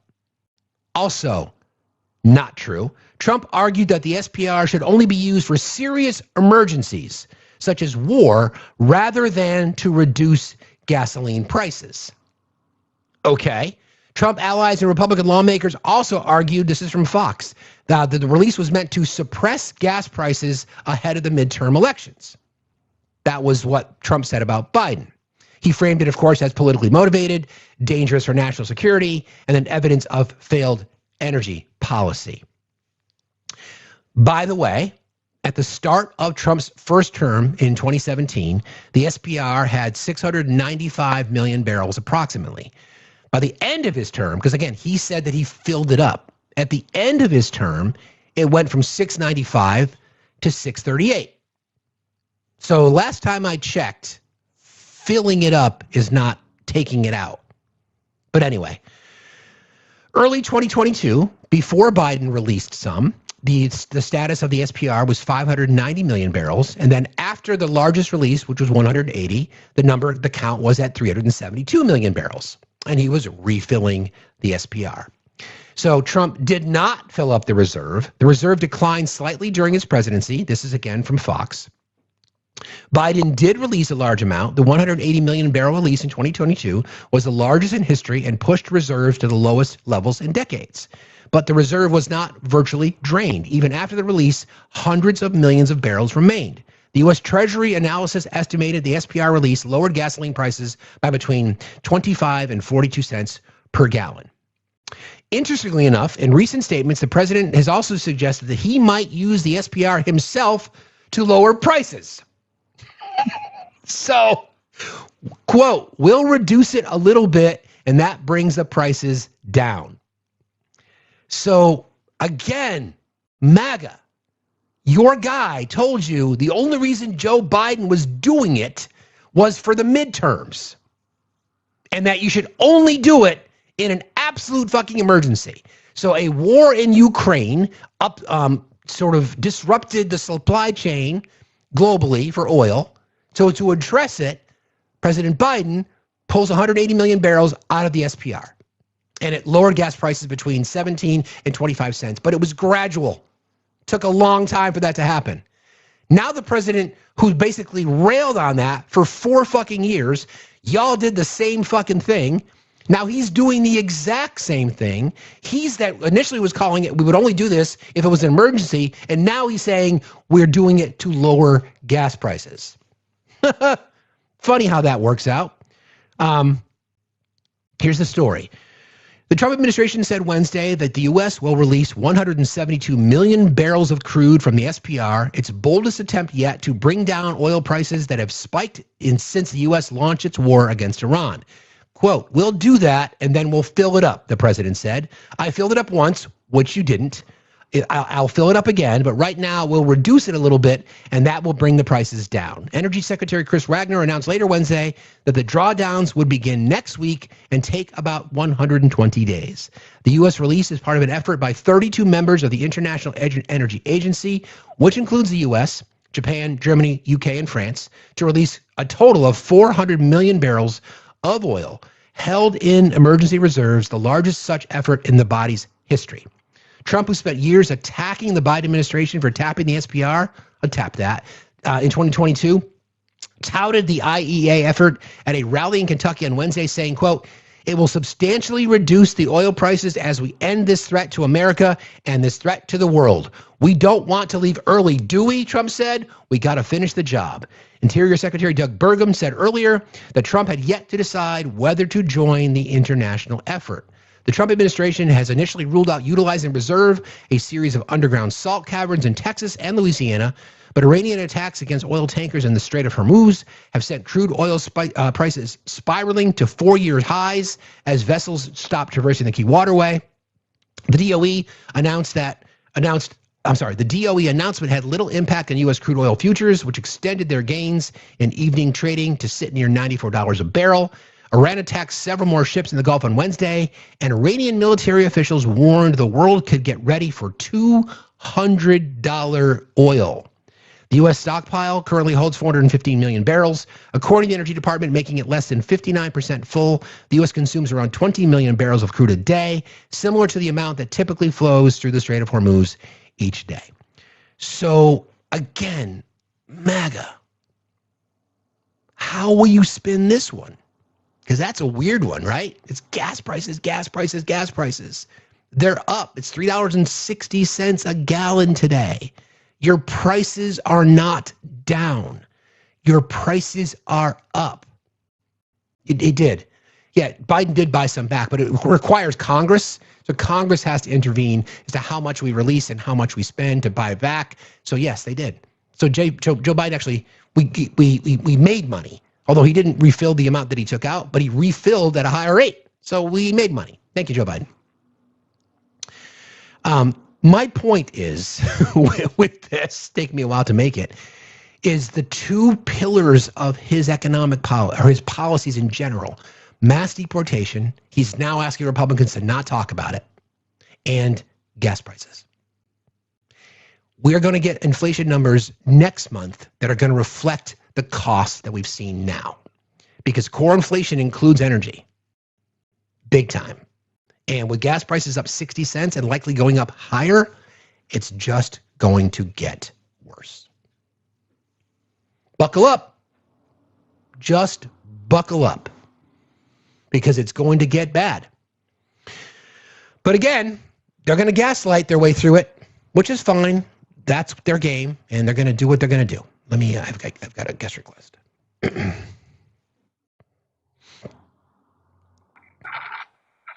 Good morning, May. How are you today? Hi, Steve. I'm doing well. And yourself? Fine. Thanks for asking. What's on your mind? You and I spoke a long time ago, and you told me to come check in, but I've been very busy. And I just want to give people context as to how this is a problem, not just our oil, gas prices, and all that other stuff, how this is a problem for a lot of people like myself who commute 4 hours, 5 days a week just to get to work, because the pay is better in the city versus the countryside or the valley. I, every day within the week, not the weekends, drive 2 hours to work and 2 hours back home. I get home at 8 o'clock at night, meaning I have nothing that I can do other than make my lunch for the next day and then go to sleep. Gas prices going up is not what I wanted for my commute time to be impacted. Exactly. Because now I feel like now I can't drive to work, but I need to drive to work for the position that I'm in, because I work office services at a law firm, meaning that I service the entire law firm. All of the attorneys that are dealing with immigration cases and even other cases that are on a federal level. I have to actually be there. I can't be like their assistants that work home. So for me, this is not something that I wanted. This is not ideal, right? But it wouldn't have happened if the idiot in the White House, who we have to unfortunately call our president, wouldn't have done what he did with Iran. Okay? I want people to understand that it's affecting people like me who have to travel 5 days a week, 4 hours each day, because now I get some people get let's call it an allowance for travel for commute. I do get that, but now I have to put in my own money because I live in a state that's very expensive. I live in California, so therefore I'm going to be paying more than someone who lives in Nebraska. I'm going to be paying more than what you're paying. And it's going to trickle down to my bills, to my rent, to everything else, because now I have to take out of that to be able to go to work, to actually do my job. But that's not even the part that bothers me, Steve. What bothers me is the fact that we are being gaslit by the people in this administration. You don't want to talk now about immigration because this is now the issue. Everything is a domino effect. Right now it's going to be gas prices, it's going to be oil, it's going to be all of that, but everything is going to trickle down. We've seen it happen multiple times in history, and we have not learned. And so I do appreciate when you come up here and you do give facts, you give sources, you allow people to listen to videos of the actual like economists. Sometimes you put them up there where they're explaining how this is a problem. I really want it to sink in for the young people, because yesterday you had someone who said he was 26, even though I'm pretty sure that was RC, not somebody completely different. With medical care, that means they're lazy. Why should we get universal health care? I have an autoimmune disease. I'm not lazy. My body just unfortunately has an illness that I can't beat, and I need medical care. I need to have medications. I need to see my doctor regularly. If I had universal health care, that wouldn't be an issue. Now we have gas prices on the rise. That's going to trickle down to you what you can afford with your medications, with your doctor's appointments. All of that's going to be impacted because now you're paying more money for gas. And it's something that they judge Joe Biden for when they're like, Joe Biden is the reason why gas prices were high. No. There's certain things that a president can and cannot control. Invading another country is one of them. Correct. So that's all I wanted to say, and I am doing better. I wanted to let you know that I am doing better because last time I came on, I was very upset. And I hope that you continue to do what you do, continue to do good trouble. Thank you. And I'll be supporting from afar. I appreciate you very much. Thanks for being here, and be safe out there, okay? Thanks for joining, friend. I appreciate you. Thank you. You too. It's a great point. I mean, people are trying to make the comparisons now. I've already seen it in the chat this morning. People saying, "Oh, you guys weren't complaining about Biden and gas prices, got bucks and buy it." Well, understand that we all know that the president doesn't have the lever to raise or lower gas prices, but decisions that a president makes can certainly have an impact. Now, when Joe Biden took office, we were in the midst of a global pandemic, which crippled supply chains across the fucking globe. We know that. We saw gas prices spike. And then we had the OPEC Plus deal, the Trump signed, right? That put domestic oil companies out of business. And here we are again. He decides to start a war in the part of the world where the bulk of oil comes from. The Strait of Hormuz is a vital choke point for millions of barrels a day. And what is the president doing now? Doing exactly what he criticized Joe Biden for. And then lying to the American people, saying short-term pain for long-term gain. Okay. Just want to make sure I understood. All right, let me get to a couple of other little things I want to play for you guys here. Everybody keep tapping, please. I appreciate you. Just as a reminder, gas prices currently sit at $3.60 a gallon, but nothing to see here. Okay, I think, well, here's this. This is, I'm a big history buff, and you guys know that we often make comparisons, and we do it for obvious reasons. We do it because history has a tendency of rhyming. We also do it so we can say, okay, this happened, but what happened after? We know what happened. We know what it did. We know what it did short term, but what happened after? So this will give you an example of what happens after. And this kind of reminds me of our push on the Do Something tour. History tells us how this ends. Not for us, but for them. Every authoritarian who has promised prosperity and delivered war. Every regime that enriched the few while crushing everyone else. Every leader who believed the lies would hold. They all fell. And the people, the ordinary, exhausted, and fed up people who refused to stop pushing, they are the ones who brought them down every single time. That'd be us, right? That would be us. So these fascistic states, these authoritarian states, governments that want to suppress their people like we're seeing right now, what's left after they go away is us, right? That's the whole fucking point. This is literally an opportunity.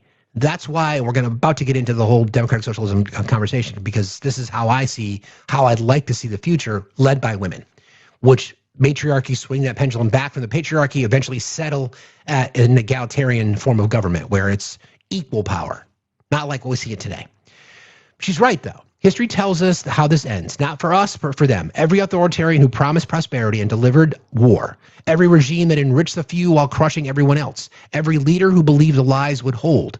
They all fell. And the people, the ordinary, exhausted, fed up people who refused to stop pushing, they are the ones who brought them down. Every single time. That's us. Okay. So let's talk about two things. Before I get into the specifics, I want to remind folks of a couple things, because we're starting to hear a big push from the president regarding the SAVE Act. It's not going to pass. Okay, there's not enough votes, and there is no appetite in the Senate to pass it. So I think I have a little bit of sound here. Oh, by the way, Trump is endorsing Jake Paul if he decides he's going to run for office in the future. That's cool. Sweet. Fucking love that. Totally psyched. Okay. Here is, before we get into that, let me just summarize this. I played a little bit of sound from this guy earlier. His name is Lucas Bean. He studies cult behavior and mindset. And this is why, on a rare occasion, I will debate with opposition because of what he's about to tell you. Through to a Trump supporter. There's a scientific reason for that. In 1961, psychiatrist Robert Lifton studied survivors of Chinese communist brainwashing.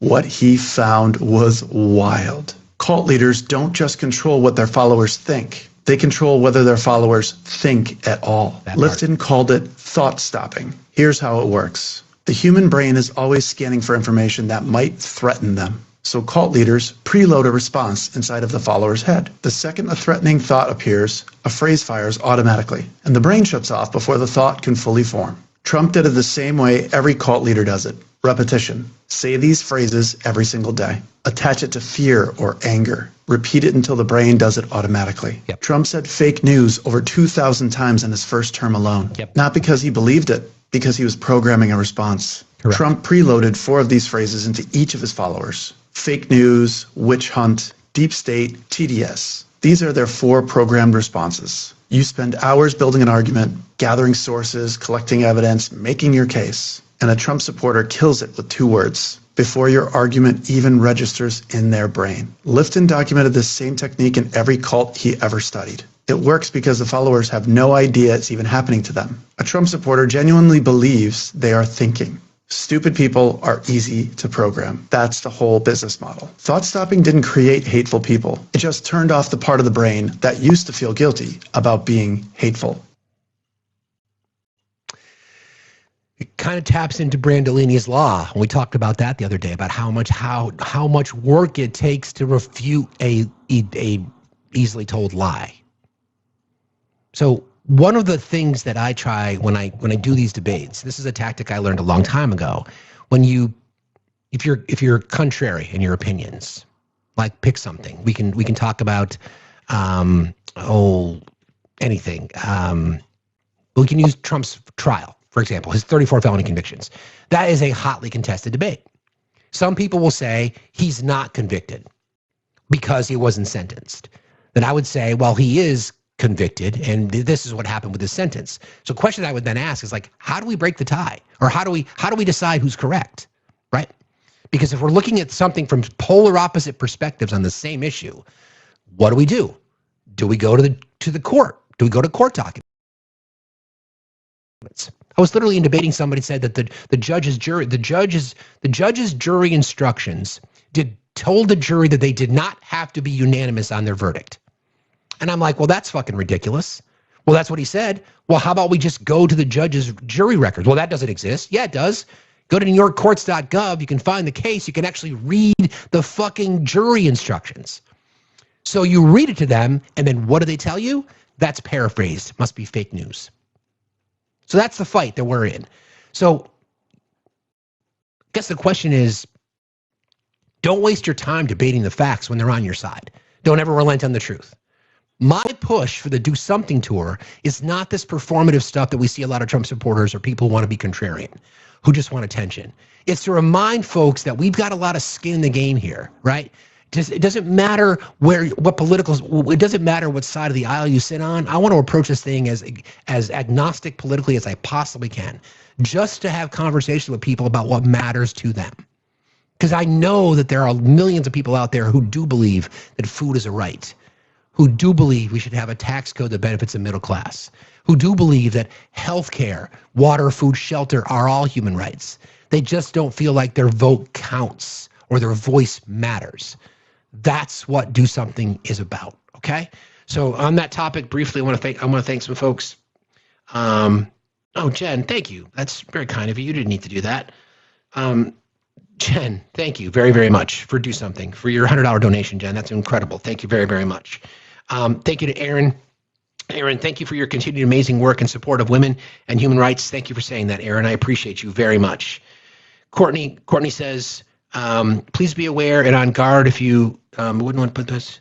Thank you, Courtney. I appreciate that. I appreciate you saying that. Got you. Yes, head on a swivel. No doubt about it. And thank you to Jody. Jody says, for your road trip, thank you all for all that you do. I appreciate you.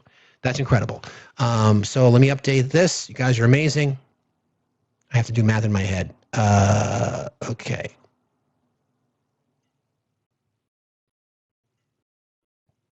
There we go. Thank you, guys. I appreciate you all. Okay.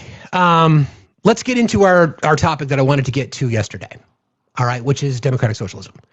Now, the fundamental difference is, as we tried to discuss this yesterday, socialism by definition is like the workers own the means of production. I'm not talking about that. I'm talking about a democratic socialistic approach to how we govern. What matters? And I'm also going to spend some time talking about Bernie's Medicare for All plan. Okay, that's the goal here, right? So let's get into it.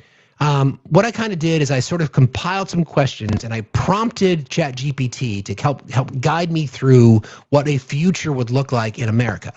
All right, so let's start at the beginning, though. Let's start with what these definitions are because they matter. Should I do this now? Actually, just give me 1 second for a little break here. I was talking about the SAVE Act, and we talked about how the president's been pushing hard to get this passed. It's not going to pass because there's not enough votes.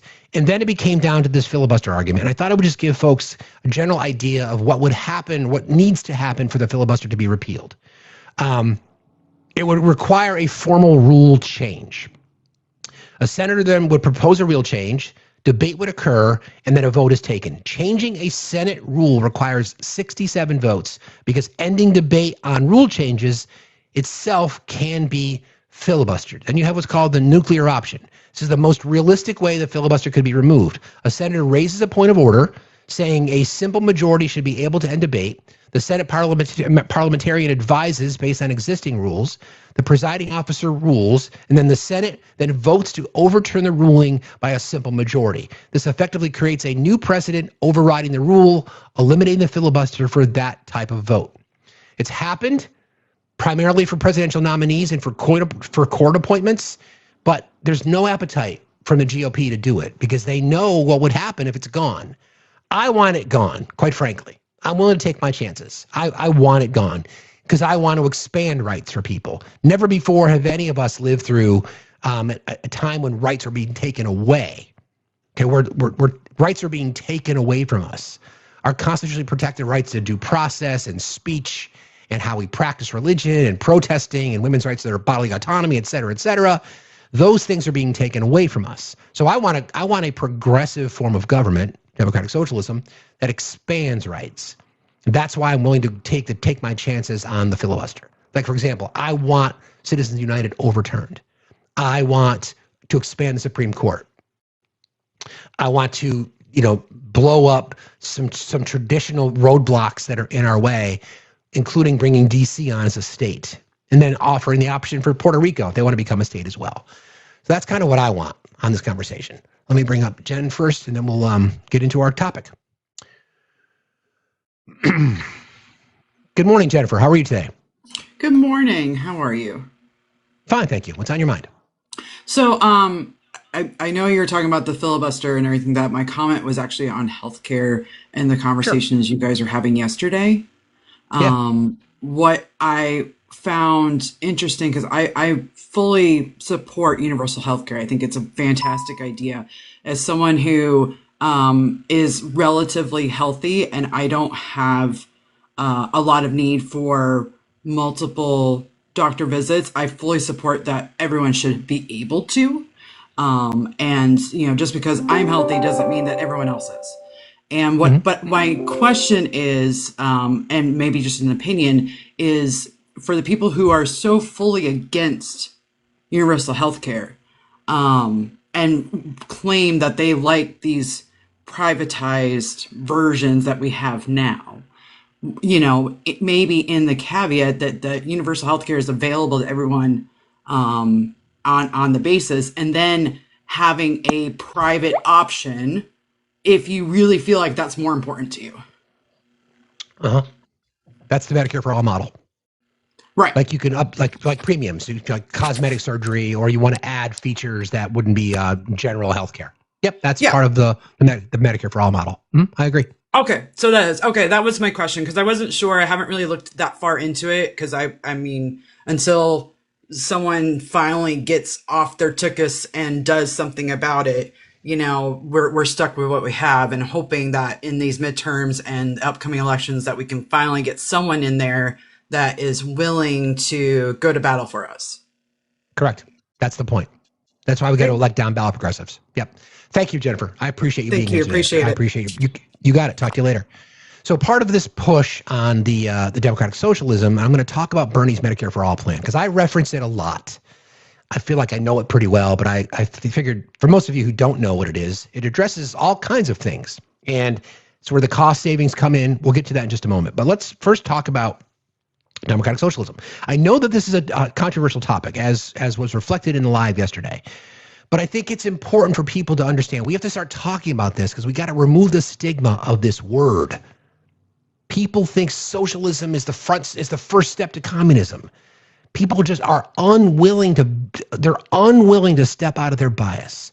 And this is what the conservative right has been doing for 20 years, trying to tell people that democratic socialism is bad, so they can continue to control you, so they continue to rip you off, so they can continue to take advantage of you as a worker.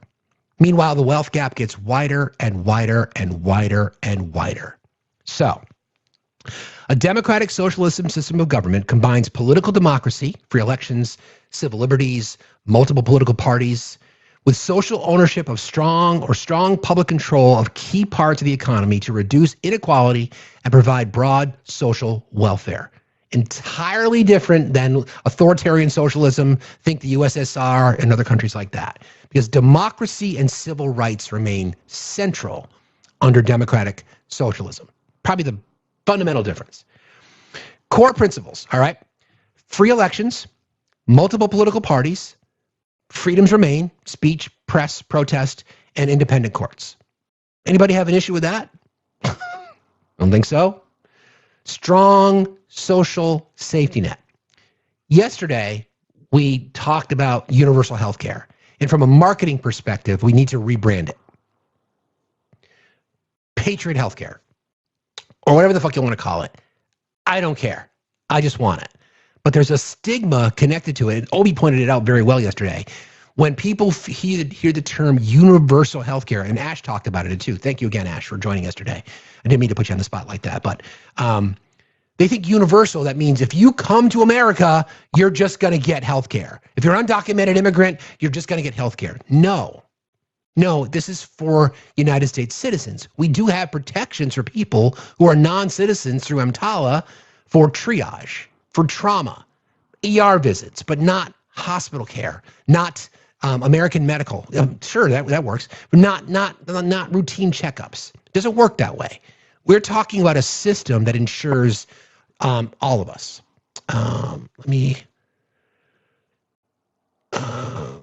Okay, I'll bring up the pirate. Coverage for citizens. Exactly, Megan. Exactly. Pirate Steve, how are you today? Doing good. How are you? Fine, thank you. What's on your mind? So my question is actually kind of, and this is going back a little bit, because it's just kind of fallen out of the media quite a bit lately, just due to the war and Epstein and everything. But going back to DHS and what's giving them the power to stop and detain people of color, and I'm wondering, what I have not seen or heard or anything regarding people trying to overturn Noam versus Perdomo Vasquez, because that particular case is what's giving them the right to do that. And but I'm hearing no voices out there referencing that or trying to put a stop to that particularly, and didn't know if on your side of the spectrum, with knowing as much knowledge as you know and seeing as many people as you know that are fighting the good fight, are you seeing that? Not specifically, no. You raise up a good point. You raise up a good point. You can't fight every battle. I think there's calls for Kristi Noem to be impeached now, so that she can never hold government office again, no matter at a federal level, because there's talks about her running for Senate in South Dakota.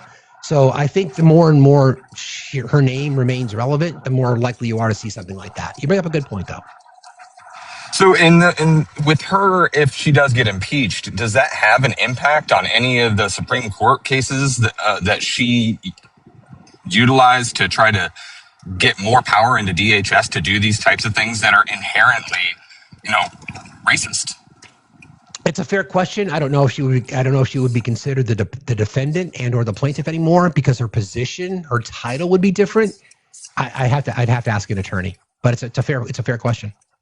Okay, cool. Yeah, I just didn't know. I hadn't seen it, out there in the verse of things to be aware of and try to make an impact on. And it just seems like a linchpin of what's giving them the power to actually stop people of color or people who speak a different language. And if we were to get rid of that, then it feels like we'd have a lot more ground to stand against this type of behavior. It's again, you raise up a really, really good point. Well, I'll try to dig into that and see if I can get an answer to that question. But I appreciate you asking today. Thanks for jumping in. I appreciate you being here. Thank you. Have a good day. Be safe. You got to be safe out there. It's a great question, right? Somebody just mentioned that she would still be considered liable even though she doesn't hold the position anymore. I guess that would be the case, right? Because she was, as the defendant, she'd be the defendant as the Homeland Security Secretary. Anyway, we'll talk about it. All right. So back to the core principles of democratic socialism. Strong social safety net, universal health care, patriot health care, whatever the fuck you want to call it, free or affordable public education, paid family leave, strong unemployment protections. Anybody have an issue with that? Now, in MAGA, I am asking you guys to be honest with yourselves. You don't even have to respond and comment publicly. Would you be opposed to affordable health care? Would you be opposed, if your children want to go to college, that public education would be available and free?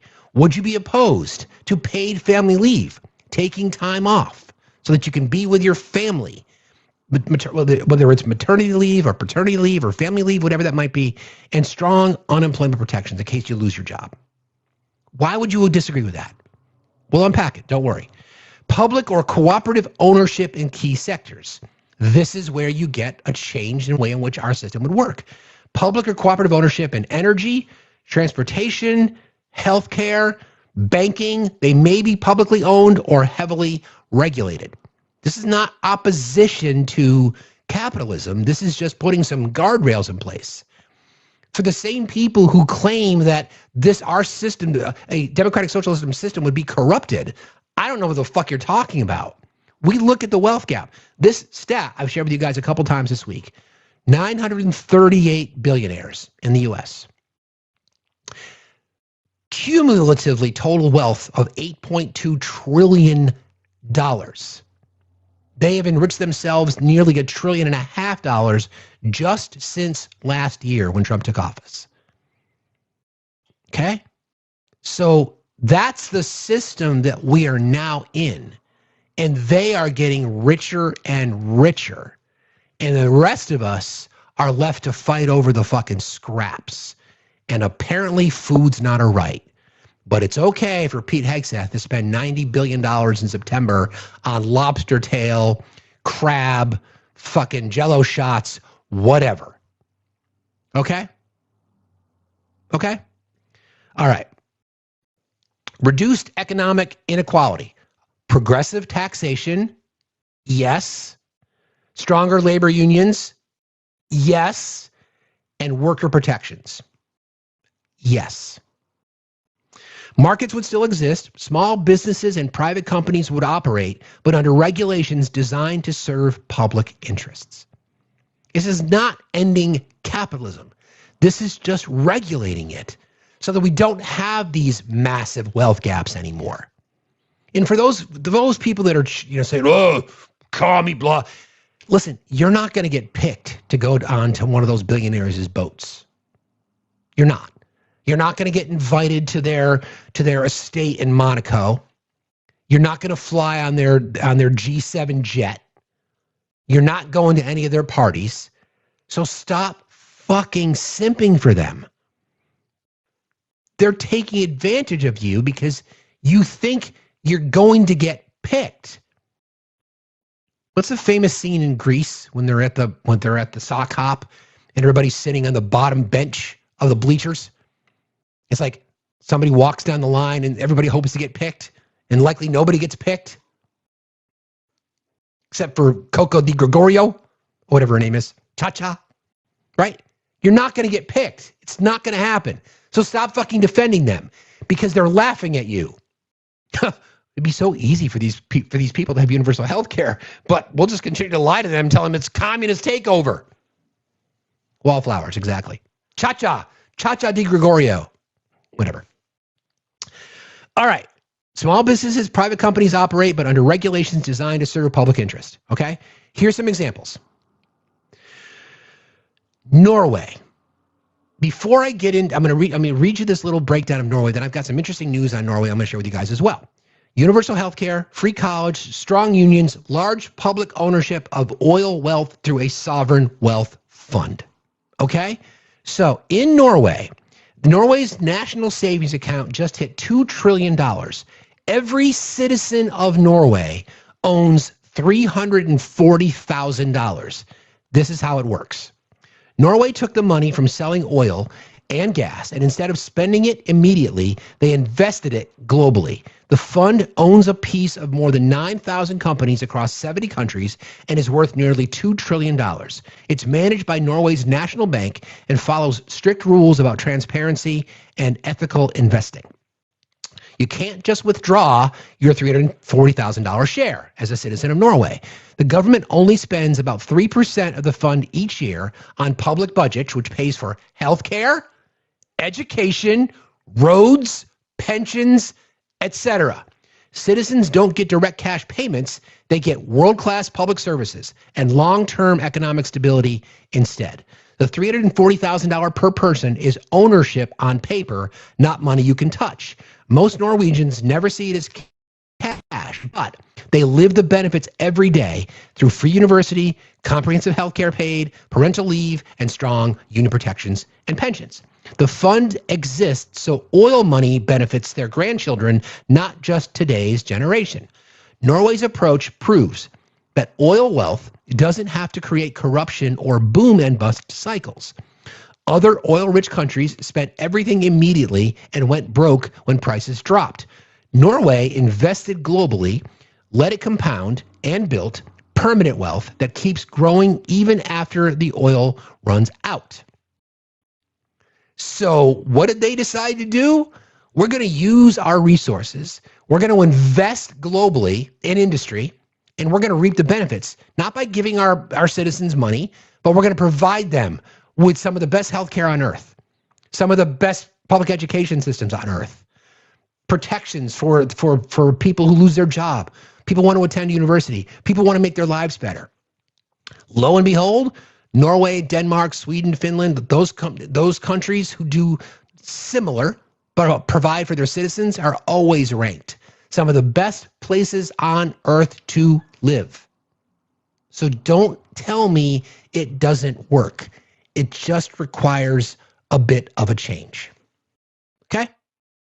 Insane how if the brain fucking works and we think things through, the shit that we can get. Hi, Shannon. How are you?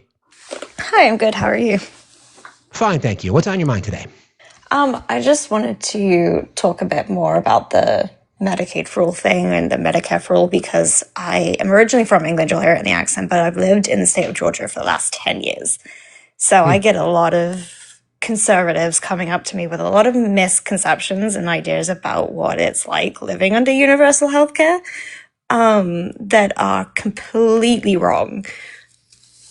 So like one of them is usually the cost and how much it costs. I actually pay, as someone with a chronic illness, I pay several thousand more in the US than I would if I was in the UK and I was living in the UK because of all of the medical costs that add up. One of the other ones is wait times, which is true if you are on an elective surgery. My granddad got put on a 2-year wait list, but he actually went through cancer treatment about 3-4 years ago. And from the entire time that it took from him to get his first appointment to him getting treatment was 2 months because it is considered life-saving. They have a limit of how long they are allowed to take between testing you and you getting your diagnosis and starting treatment for things like that because of how serious it is and how life-saving it is. If you get an emergency treatment, there's no, as you were talking about, that's where it is with people who are not from the US or don't have insurance or things along those lines. You get emergency life-saving treatment, but then after that, then they'll start charging you a bill and they'll send you a bill, but it will still be less than what you pay in the US because in situations like with the UK, our NHS, our National Health Service, has a monopoly over medications, has a monopoly over things that are medical equipment. So our medicines, they're so much cheaper because of the fact that even when you go private or even if you aren't a taxpayer, we're still paying less because of the fact that the NHS gets to set how much they want to pay for their medications. Yeah, and your country also invests in ingredients in your food because if you're flipping the bill for health insurance, you want to make sure your public and your citizens are as healthy as possible. So there's another win. There's another win there. Yeah, absolutely. That was one thing that shocked us when we first moved over here because we moved over in 2016. So I had a fun year of experiencing Brexit and then coming over here and having the Trump versus Clinton election. But we moved over and I remember seeing signs in McDonald's saying that it was now 100% white chicken meat with rib meat. And we had been for years advertising that our chicken was 100% white chicken breast because to the point where they weren't even advertising it anymore because of how long they had made that change in the UK. There's our schools. You won't find vending machines in any of our schools in the UK because they got banned because of the impact on health and children's energy levels and things along those lines. A lot of places as well, they'll require you to show ID if you're under 16 to buy an energy drink because of the health of the children. You're not allowed play areas in places in fast food restaurants. And when they advertise on TV for like their Happy Meals and kids meals and things, they have to do it with the apple slices instead of fries. And they have to do it with the milk instead of a soft drink or a soda. See, that's, again, these things are all possible. I appreciate you sharing that with us. And I want to get into some more details about that, but I think it's just an example for what we're talking about, how about the rest of the world, the rest of the developed world just approaches public health differently than we do. We're about profit here. Countries like yours aren't. Thanks for jumping in today, Shannon. I really appreciate you being here. Thanks a lot. It's a great point, right? It's a great point. I mean, the entire system is not, our system is for profit. Why would people want to debate it? It makes no sense to me that we still are in this fucking fight. So we're going to do the breakdown. I'm going to get back to this in a second. Let me just take a quick break. I'll be right back. Here's this. Facts still matter, so stand up, lean in. You don't need a cape just to help someone win. Do something simple, do something true. Make a sandwich for a friend, hold the door for someone too. Facts still matter, it starts with you. Check on your neighbor, share what you can do. One small action turns into a wave.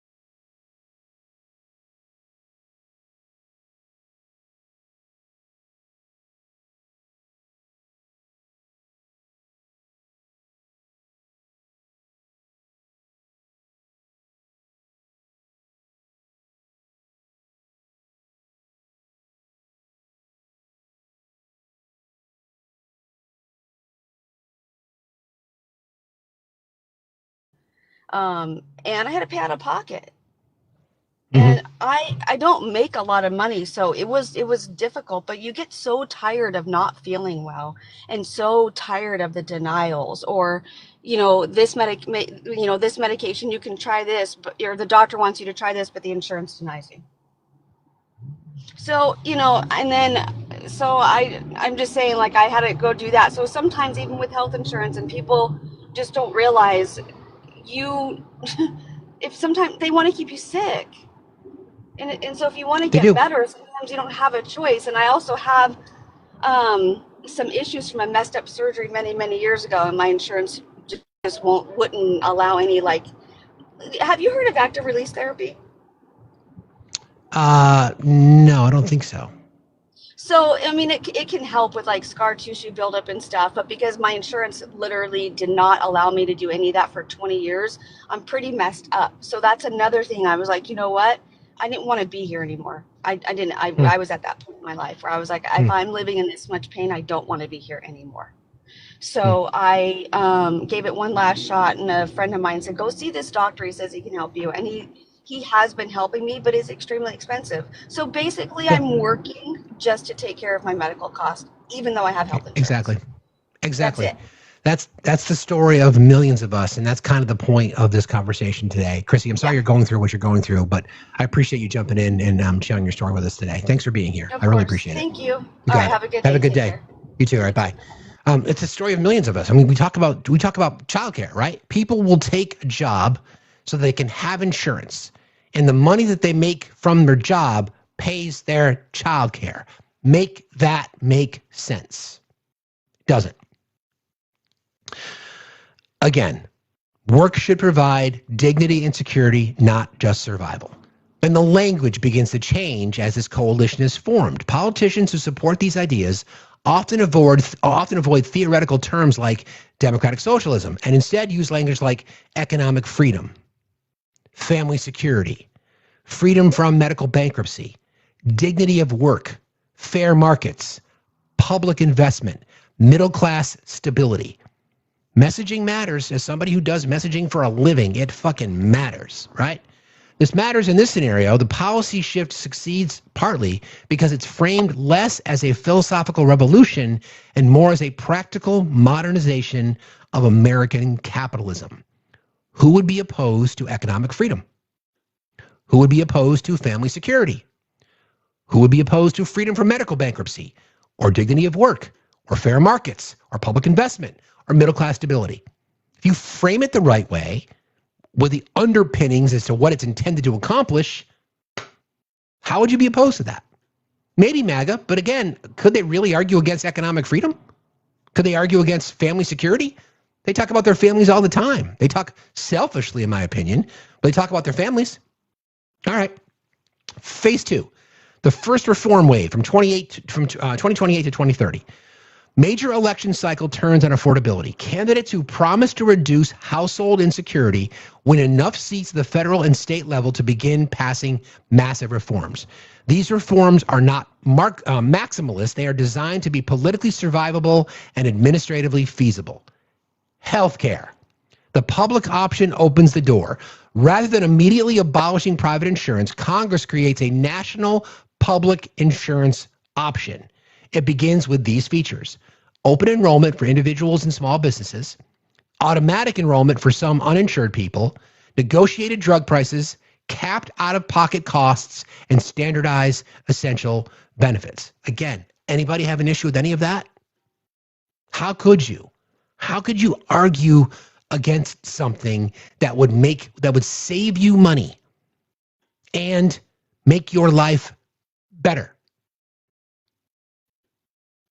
Private insurance still exists, especially through employers and supplemental plans, but the public plan begins to grow because it is simpler and cheaper for many families. Over several years, employers, especially smaller ones, start preferring to shift employees into the public plan or offer it alongside private choices. Hospitals and providers resist some payment changes, but the public option becomes politically difficult to remove once millions of people rely on it. Again, the collective bargaining. Political effect: Healthcare stops being discussed purely as an ideological battle and starts being experienced as consumer comparisons. Lower premiums, less paperwork, broader security during job loss. Once that happens, universal coverage becomes plausible. Gradual. Childcare and family policy becomes mainstream. The next breakthrough is not just healthcare, but family economics. Congress creates a major package that includes universal pre-K for ages 3 and 4. Right now, in many districts across the country, you got to pay for preschool because it's outside of the public school window.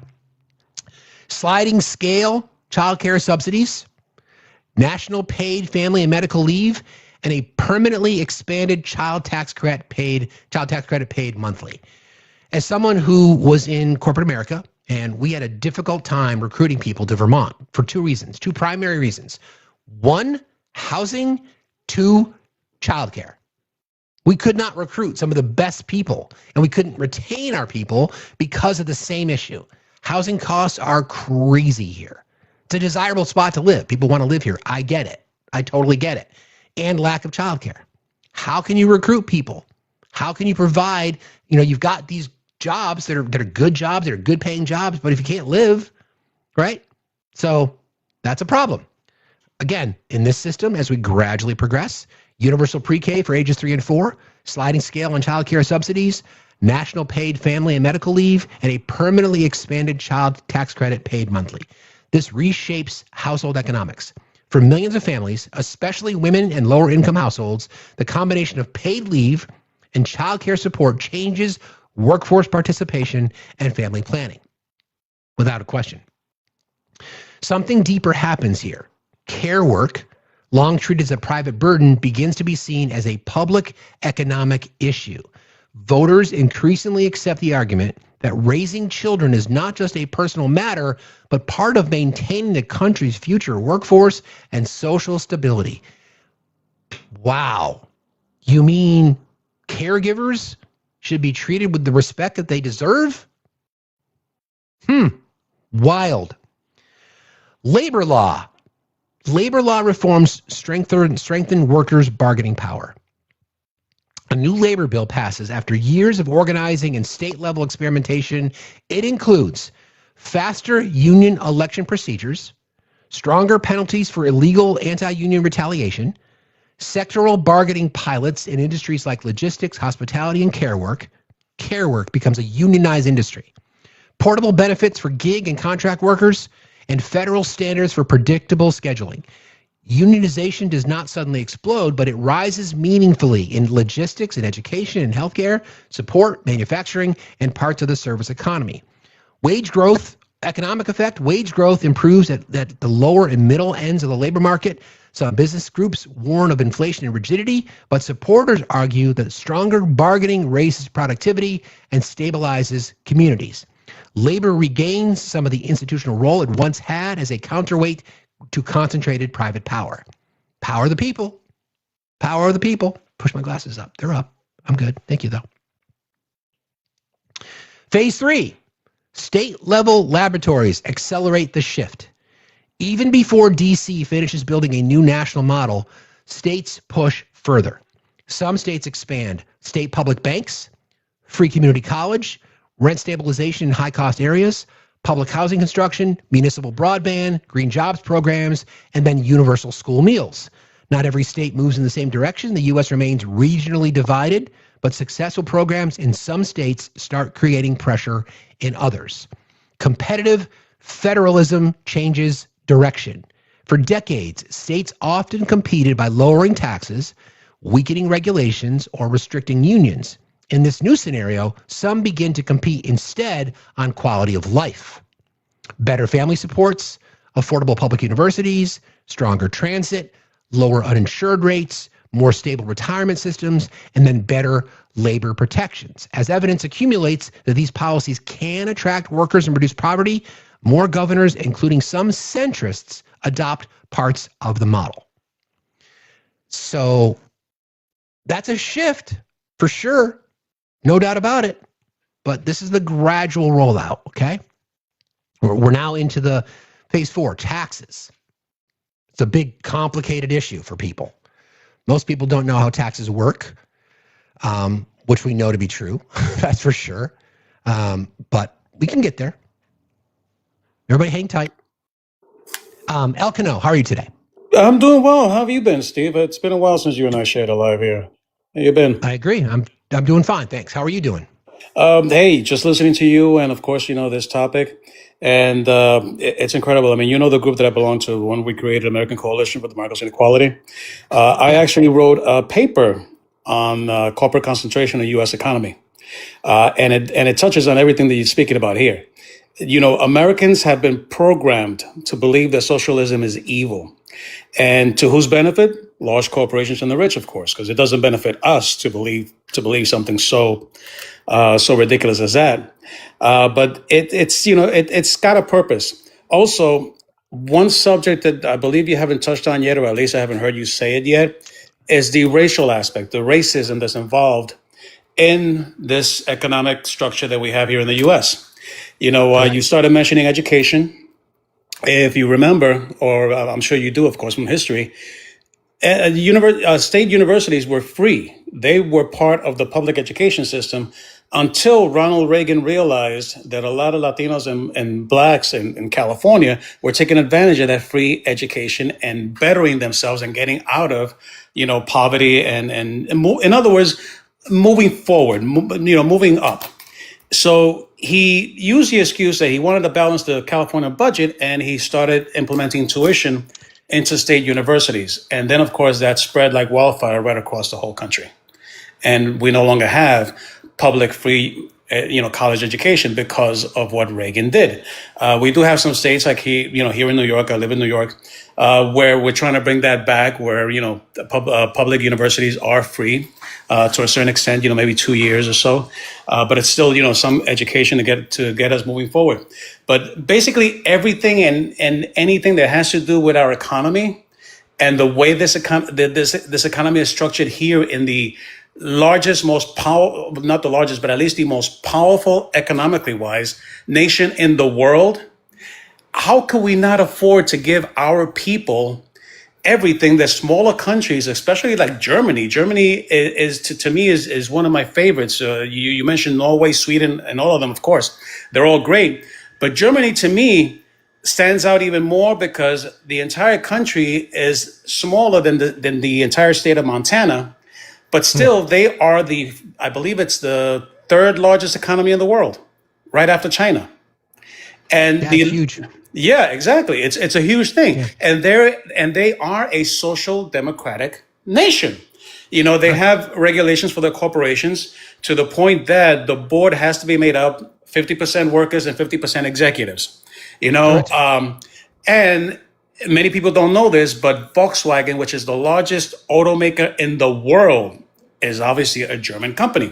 So if socialism didn't work, then why is it that the largest automaker in the world is located in a socialist country? Are you sure about that? I thought Toyota was the largest, but it doesn't matter. It doesn't matter. Well, they're one of the largest. We'll just say one of the largest. Yeah, it's one of the largest. I think Volkswagen, because Volkswagen has their fingers into so many things. They have Porsche, they have Rolls Royce, Bentley, all the large and of course, their own brand. But it could be argued. It could be either Toyota, it could be Volkswagen, but I think it's Volkswagen because of the fact that they're all over the world in different names and so on, different brand names that they have. You bring up a lot of good points, and this is what we're talking about. And by the way, friend, just a little tip: please refer to black people as black people, not blacks. Just a little tip for you as you're going forward in these conversations. So again, it's a really fair point. We're trying to shift the argument away from the system that we have that doesn't work for any of us to a system that benefits all of us, and that's kind of the point. That's why I'm doing this exercise, to remind people what we can have, because there are models that exist out there. The reason we don't have it is because of lies that have been told to the American people. We've been programmed to believe certain things which aren't true, but that only benefit the rich and the large corporations. Exactly. That's by proxy, I'm sorry to cut you off, Steve, but by proxy, I could tell you, right now I'm going through some issues, as Chrissy, who came up a little while ago, and she mentioned her health issues. I'm going through basically the same thing, right? I've been to the ER like 4 times and I can't find out what's wrong with me. and they just keep me coming back. And every time I go back to the ER, it's a $2,000 copay, regardless of my insurance and regardless of being a federal employee. You know, my insurance is crap. So what happens? I need to see a specialist. I started calling in some specialists to see anyone who I could see. The earliest appointment I could get was by the end of April. I'm going through these horrible, horrible pains. I finally found a sympathetic ear, and I got to see somebody yesterday, right? Now, this issue that I have has been going on for 3 years. For 3 years, I've been trying to find a doctor that could help me resolve this problem that I have. But they'd rather keep you sick. Whereas in Spain, like I started saying by proxy, my in-laws who live in Spain. Gotta get you quicker. I'll do it quicker. Yeah, land the plane right here. Exactly. No, my in-laws who live in Spain told me that if I would go into an emergency room with the issues that I have, they won't let me go until they were sure to find out what my problems are. Yeah, I get it. I mean, this is what we're fighting against. Everybody's got these stories. I appreciate you jumping in today, friend. Thanks for being. Good to see you again. Good, man. I appreciate it. You're right. Take care. Just a real correction. Germany not technically democratic socialist. It's more a social market economy, which combines elements of both capitalism and socialism. So it's not technically the same thing, but I knew where he was going. So yeah, that's a story that so many of us have. The richest nation on earth, and we have to have these debates about paying our medical debt, paying for gas, paying for food, paying our mortgage. So yeah, all right. Back to our exercise here. So this is now phase 4 as we're moving through the transition from our current system to a system that leans more heavily on democratic socialism. All right. Taxes. Taxes become more redistributive, but carefully. A shift towards social democracy requires revenue. The political challenge is to raise it without triggering mass backlash. So lawmakers build a tax package that is progressive, but staged. The new tax consensus. Higher top marginalized income tax rates on the very wealthy, tighter taxation of capital gains, minimum corporate tax rules, anti-tax haven enforcement, financial transaction fees in some sectors, estate tax reforms, and expanded IRS enforcement against high-end evasion. That was something that the Biden administration had done. They hired up, I think it was 80,000 more IRS agents, and their intention was to go after people who weren't paying their taxes. They're not coming after us. They're coming after tax cheats, right? That's what they're doing. And the Trump administration said that's a bridge too far. Shocker, because some of the people in his orbit are the ones that are committing the most tax crimes. Again, higher top marginalized income tax rates on the very wealthy, tighter taxation, minimum corporate tax rules, anti-tax haven enforcement, financial transactions fees in some sectors, and then estate tax reforms. There's also debate about broader-based taxes. Some social democracies rely on value-added taxes, but in the U.S., such a move remains controversial. Instead, lawmakers initially try to finance reforms more visibly through taxing wealth, taxing high incomes, and taxing corporate profits. Cool. John Law, man, Biden's raising tax on everyone? Is he? Cool. Voters voted for him, guy. If you don't live there, why the fuck do you care? Anyway, eventually economists and lawmakers acknowledge a hard truth. A durable European-style welfare state usually requires not just taxing the rich, but also building a broader tax base.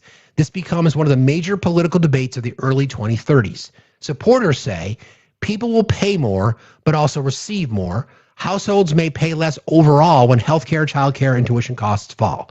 Critics will say the burden will eventually spread to the middle class. The state will continue growing beyond its promises. This becomes one of the defining tensions of the new system. You can predict that. It's the same fight we have now, right? Phase 5, education becomes a public mobility project again, 2032 to 2034. Higher education reform. Again, this is utopia. I just described, what it would look like if we were to move from our current system to a system of democratic socialism. It's not going to happen overnight. So hypothetically, this is over 10 years. We're now at phase 5, which is 2032 to 2034, the focus on education. Higher education reform. After years of pressure, Congress and the states build a new education compact. Community college becomes tuition-free nationwide. Public university tuition is capped or heavily subsidized. Pell Grants are expanded. Student debt repayment is simplified and partially reduced. and vocational and apprenticeship pathways receive large investments. The idea is not only fairness, but national competitiveness. Policymakers argue that a high-skill economy cannot function if education operates mainly as a debt engine. Thank you very fucking much. Families want to send their kids to college in our country. I am so grateful that my daughter got a full ride. Otherwise, if you did the retail price cost on where she's going to school, $400,000 all in. Okay? People can't afford that. That's fucking crazy. That's absolutely fucking nuts. Like, what?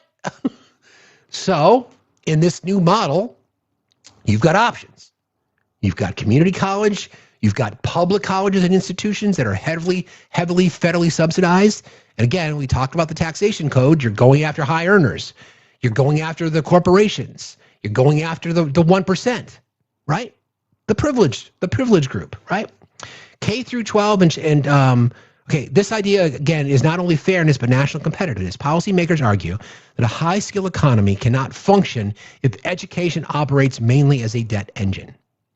K through 12 and child welfare expansion.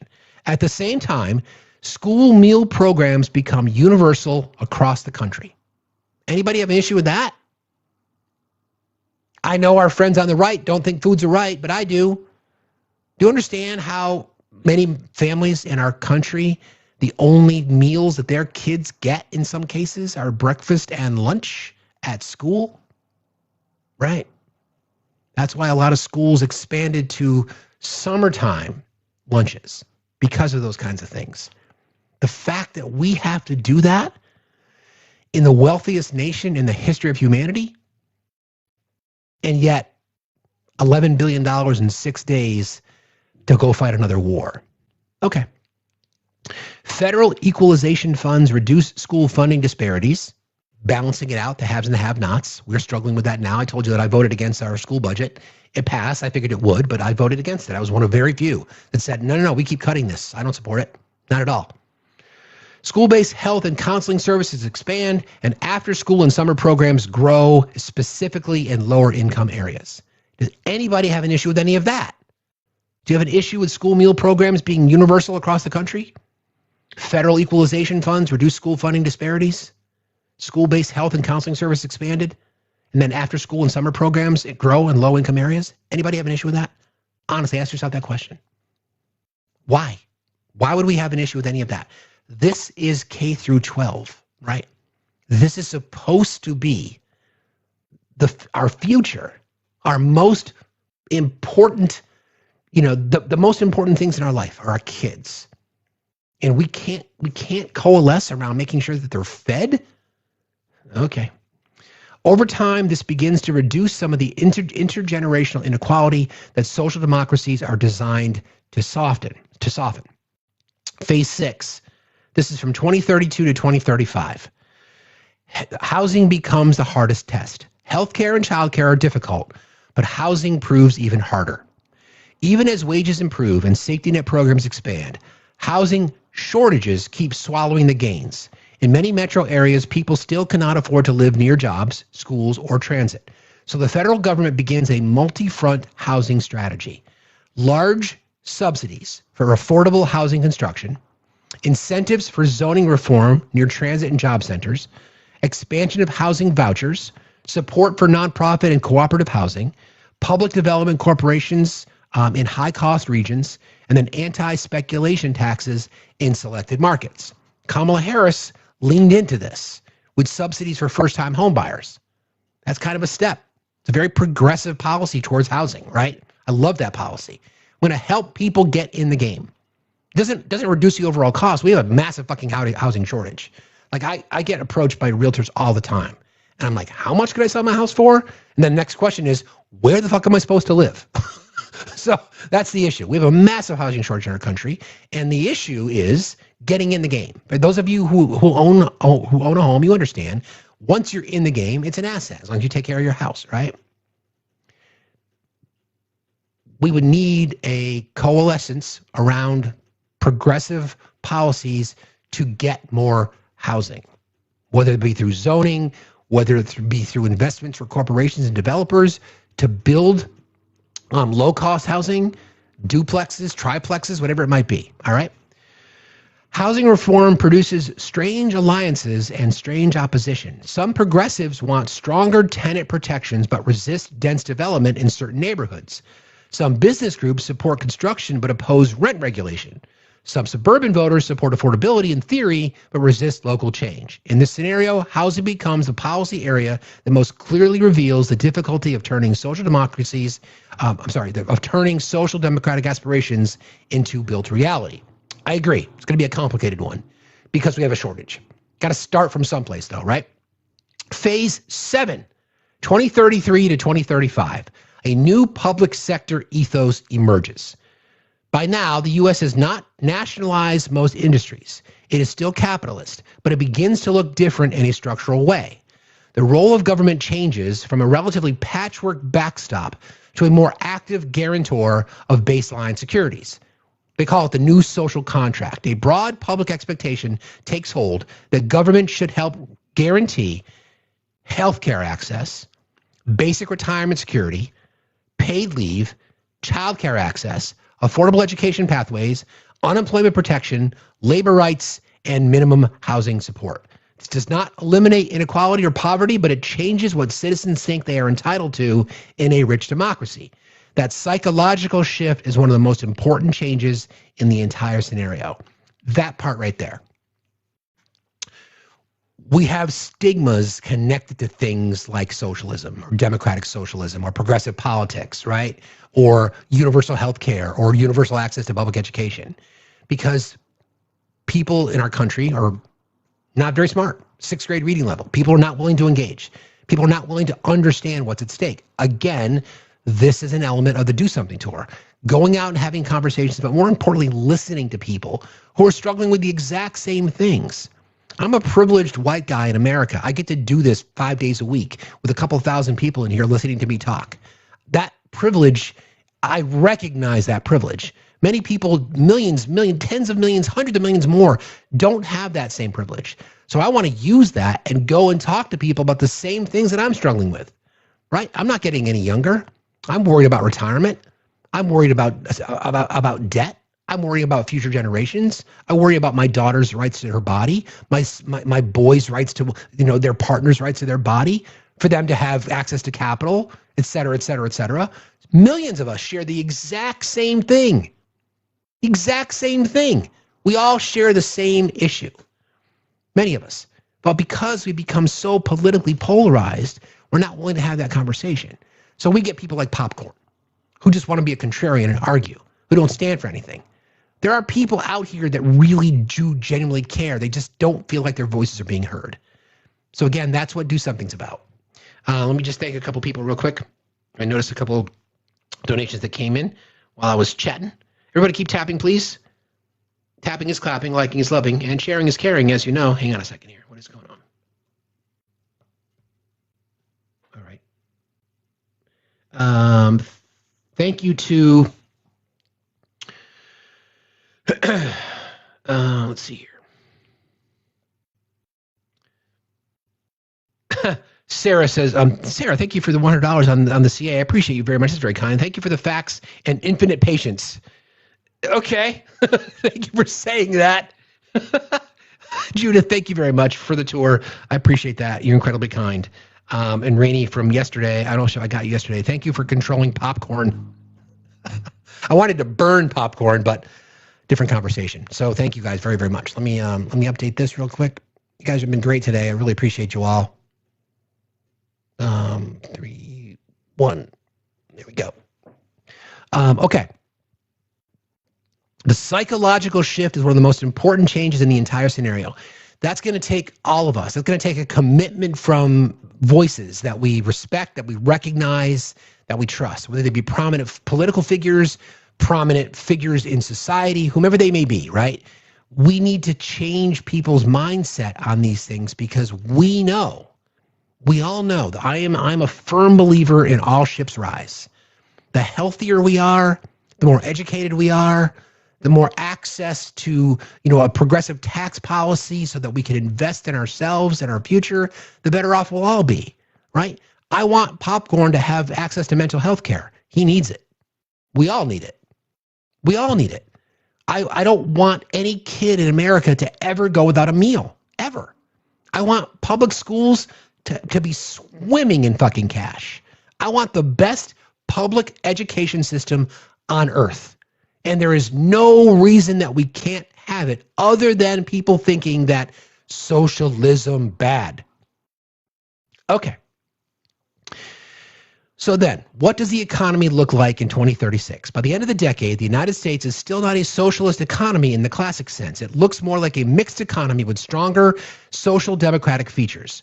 What remains capitalist? Most of the economy is still privately owned. Technology firms, retail, consumer goods, most manufacturing, finance, though more regulated, significantly more regulated, media companies, restaurants and small businesses, agriculture, mostly private with subsidies and regulations. Entrepreneurship still exists. Investors still invest. Startups still form. Stock market still matters. What becomes more socially democratic?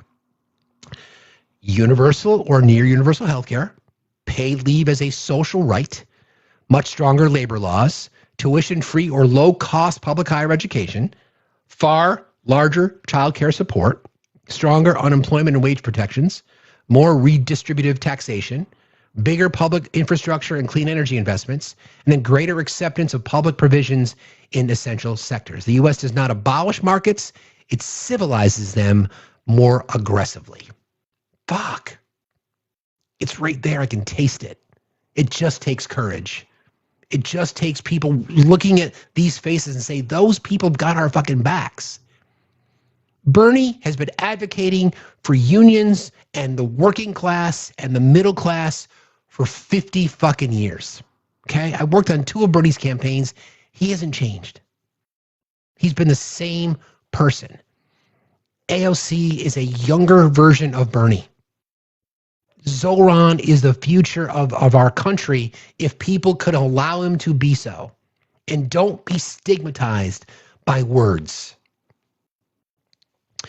What daily life feels like for ordinary Americans, okay? For an ordinary family, the change is not experienced mainly through ideology, it's experienced through reduced insecurity. For example, in 2026, they may face, this is for household working parents with children, okay? For those of you who have working parents with children now, young children under the age of 18. In 2026, you face employer-tied insurance with high deductibles. Yes. Childcare costs rivaling rent or a mortgage. Yes. Unpaid leave after a birth or illness. Yes. Student loan payments, it's crippling. Yes. Unstable schedules. Yes. And fear of job loss because it could mean loss of coverage.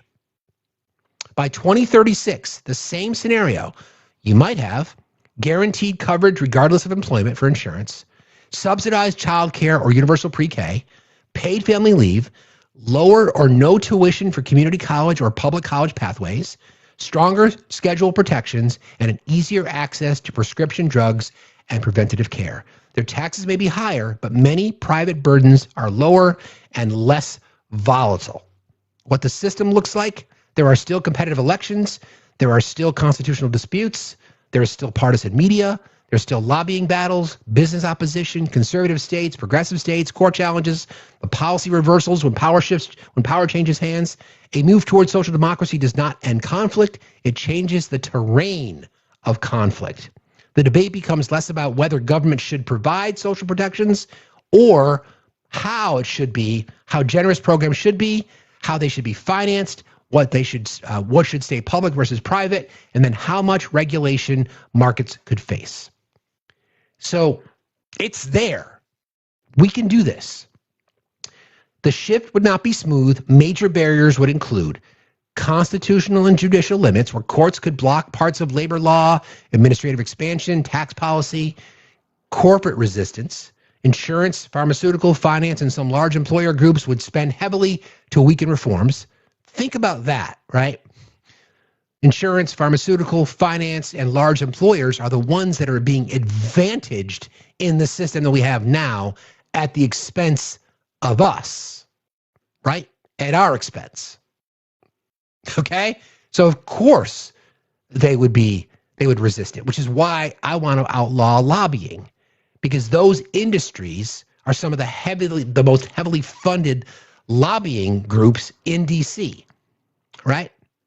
K Street in Washington with all these beautiful homes, they're occupied by lobbyists. They sit there and fucking lobby for insurance, big pharma, finance, large corporations to make sure that tax cuts, all the regulation or doing away with regulation, et cetera, advantage their clients. So of course they're going to push back. Another obstacle would be the American political structure itself. The Senate, the Electoral College, federalism, and veto points make sweeping changes hard. True. Cultural distrust of government. Even people who want benefits may remain suspicious of bureaucracy and taxation. Sure, that's true. Regional inequality. A national welfare state works unevenly when costs, wages, and politics vary dramatically across states. Blue versus red, liberal versus conservative, Democrat versus Republican. The economic engine in our country are blue states. That's it. That's the ball game. And then fiscal constraints. Economic downturns could weaken support or force cutbacks. These obstacles mean the shift would likely be partial, uneven, and or irreversible reversible in some cases. What supporters might say by 2036: fewer people are ruined by illness, children have better early life support, workers have more bargaining power, education is less financially punishing, retirement is more stable, poverty is lower, inequality is reduced, capitalism remains but with stronger guardrails, democracy feels more legitimate when it delivers material security. They would say the country has not become less free, but more substantively free because people have more real capacity to live secure lives.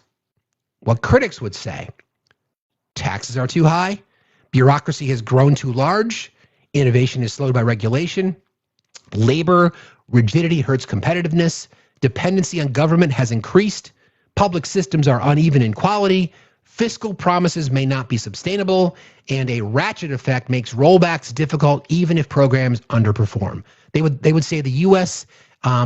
Has traded too much flexibility and market dynamism for stability and centralization. It's going to be an ideological decision. I think Ash brought this up yesterday. It's more the ideological approach to what you want. I want these things. Many people don't.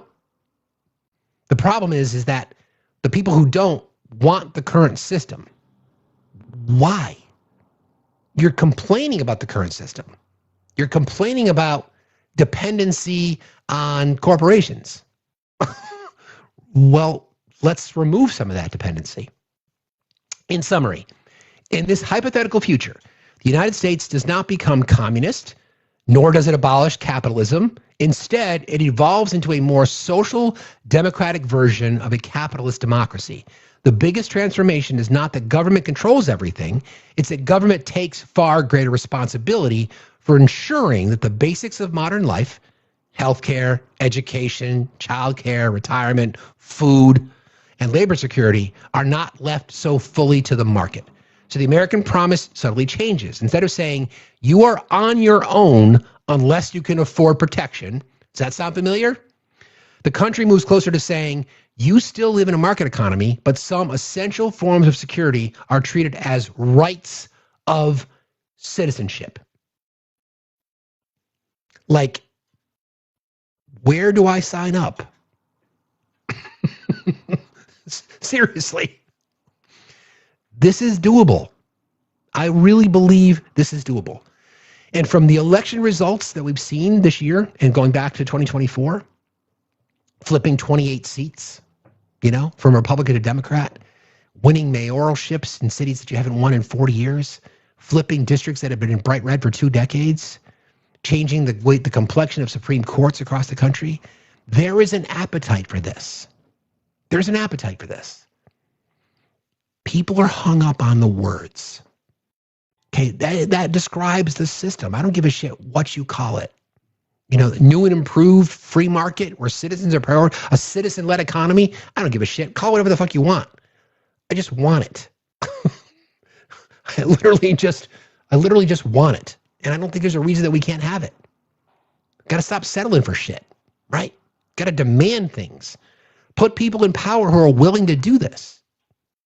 Seriously. Put people in power that are willing to say, these things are important for all of us. Or make all of our lives better.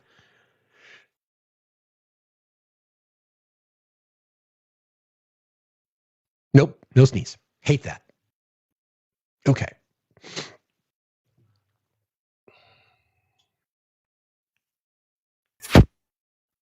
Hey, Skip. How are you? Hey, how are you? Good. What's on your mind?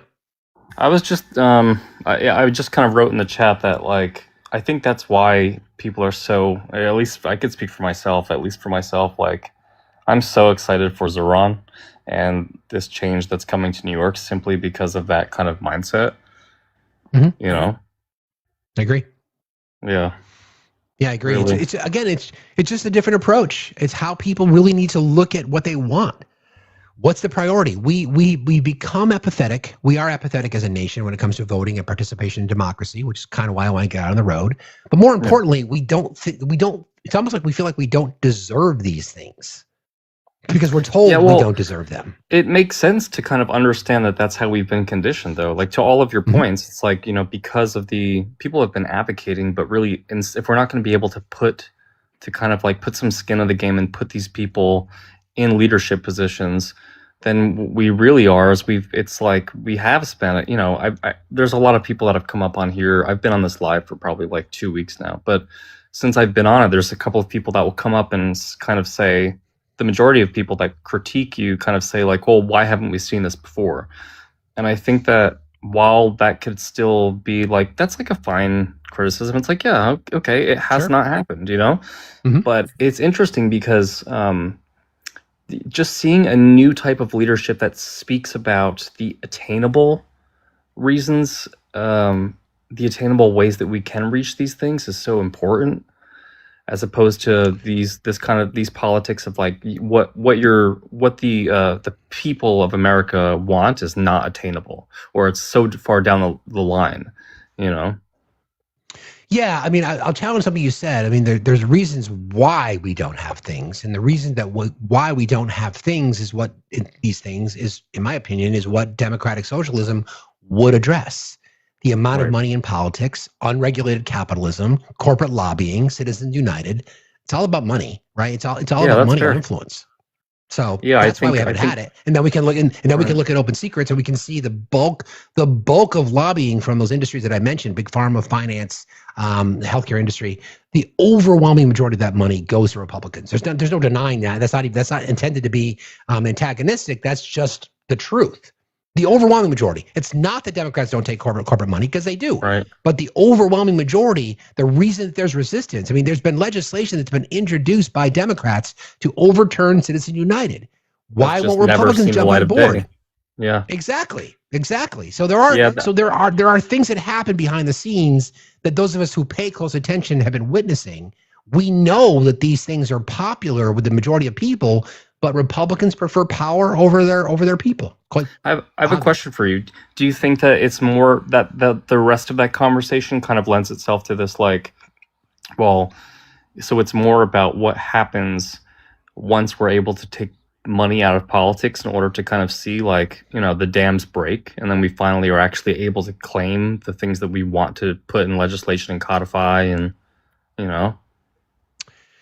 I think ultimately it's going to come down to, who do you trust? Do you trust the government to be involved in your healthcare decisions and funding for education, or do you trust the corporations who've been ripping us off for decades? To me, it's an easy answer. I think it's an easy answer. You're gonna have to trust somebody. You're gonna have to trust someone, and I would rather trust an entity that's not for profit by design over one that is for profit. Right. Simple.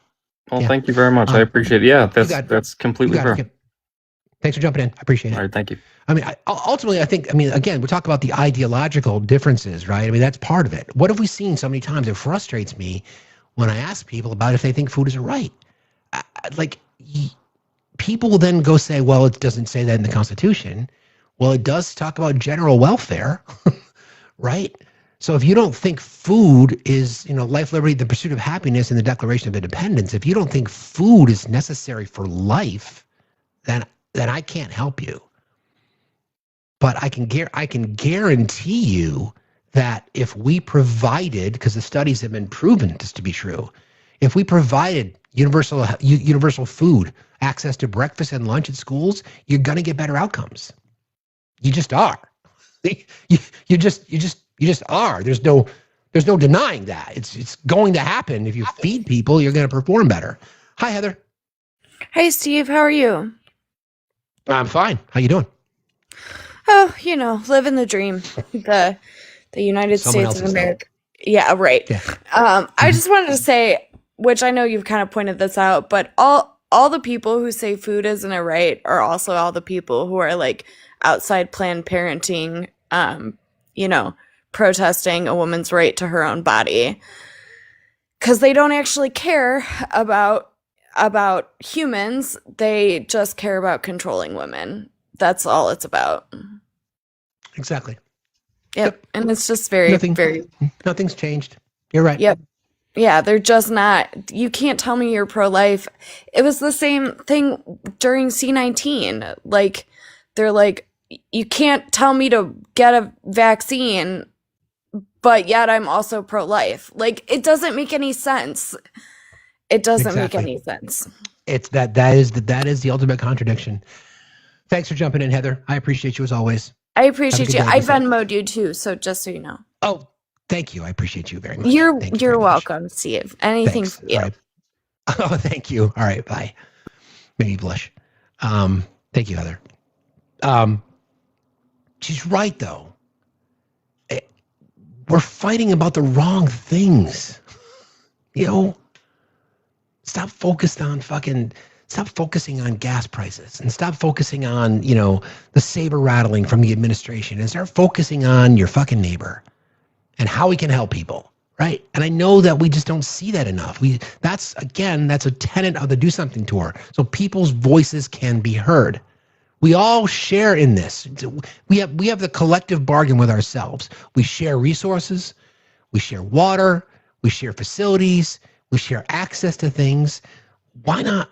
If we all united around demanding these kinds of things, people are going to call it a revolution. Sure. Okay. I call it more like an ideological revolution, right? Because if we want more affordable things, if we're tired of being manipulated by corporations, then we've got the power to stand up to it. Immigrants, for example, net positive. Let's create paths to citizenship so they can contribute sooner and can contribute more. But no, the pro-life crowd can't do that. Okay. Did somebody say the Dow is down 4,000 points today? Is that true? Let me just check on something. It's down 400 points, not 4,000, but bad news in and of itself. Okay. All right. Yes, thank you, Brooke. Appreciate you. Okay, let's talk about Bernie's model. Okay, this is the model that I've always liked. It's the Medicare for All model. The reason he's modeled it after Medicare is because it's a system that already works. It cuts out administration. There's less bureaucracy. Instead of you being the patient and your doctor over here, in our current model, it's like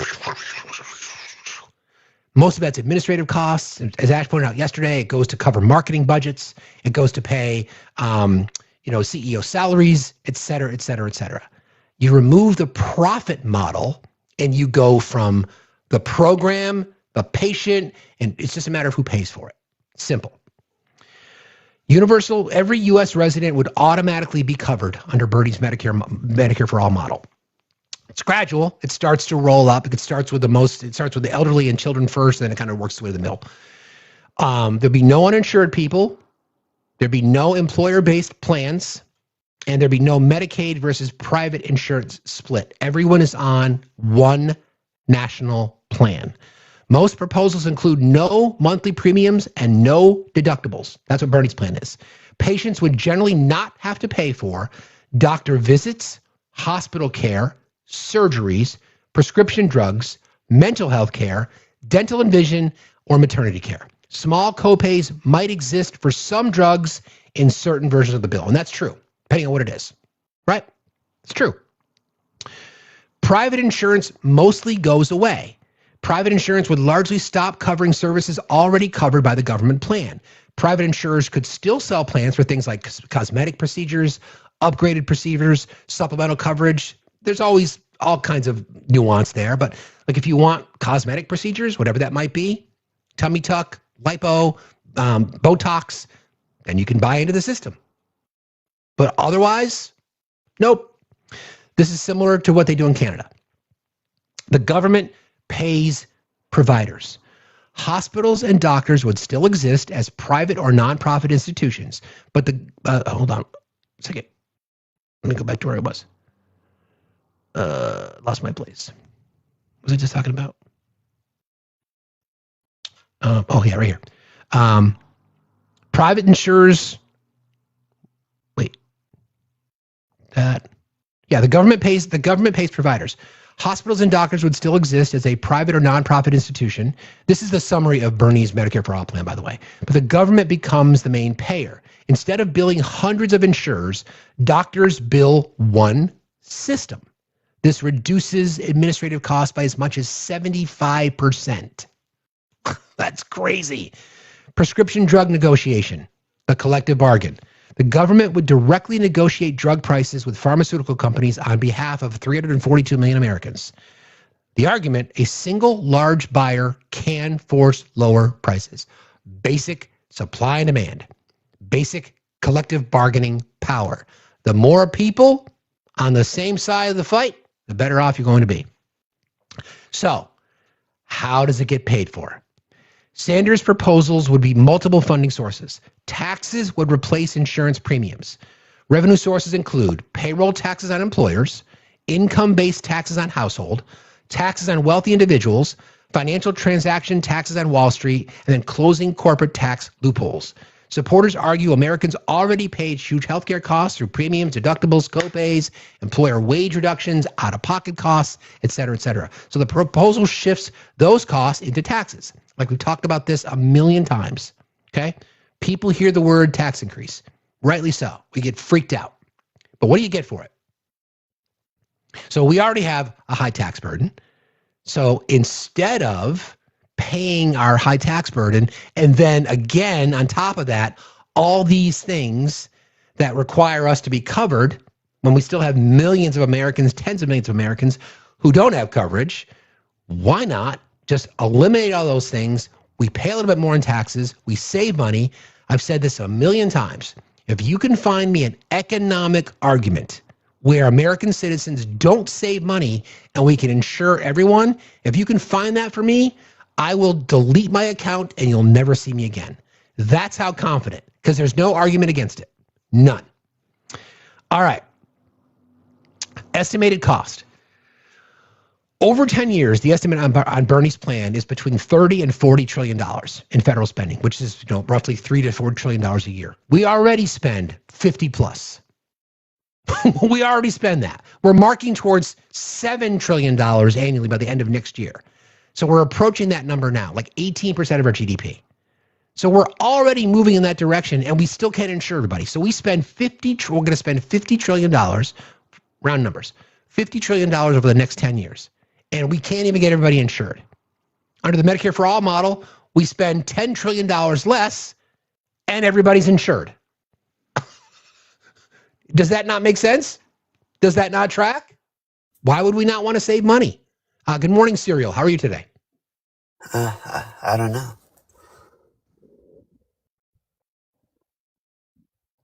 Okay. Oh, yeah, I had a question, though. What's your question? Yeah, so you were talking about, like, democratic socialism, right? Isn't that what the prompt says?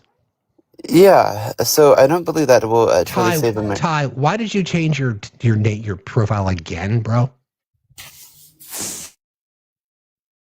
Exactly. Exactly. Nice try, man. Nice try. Good try to sneak in here.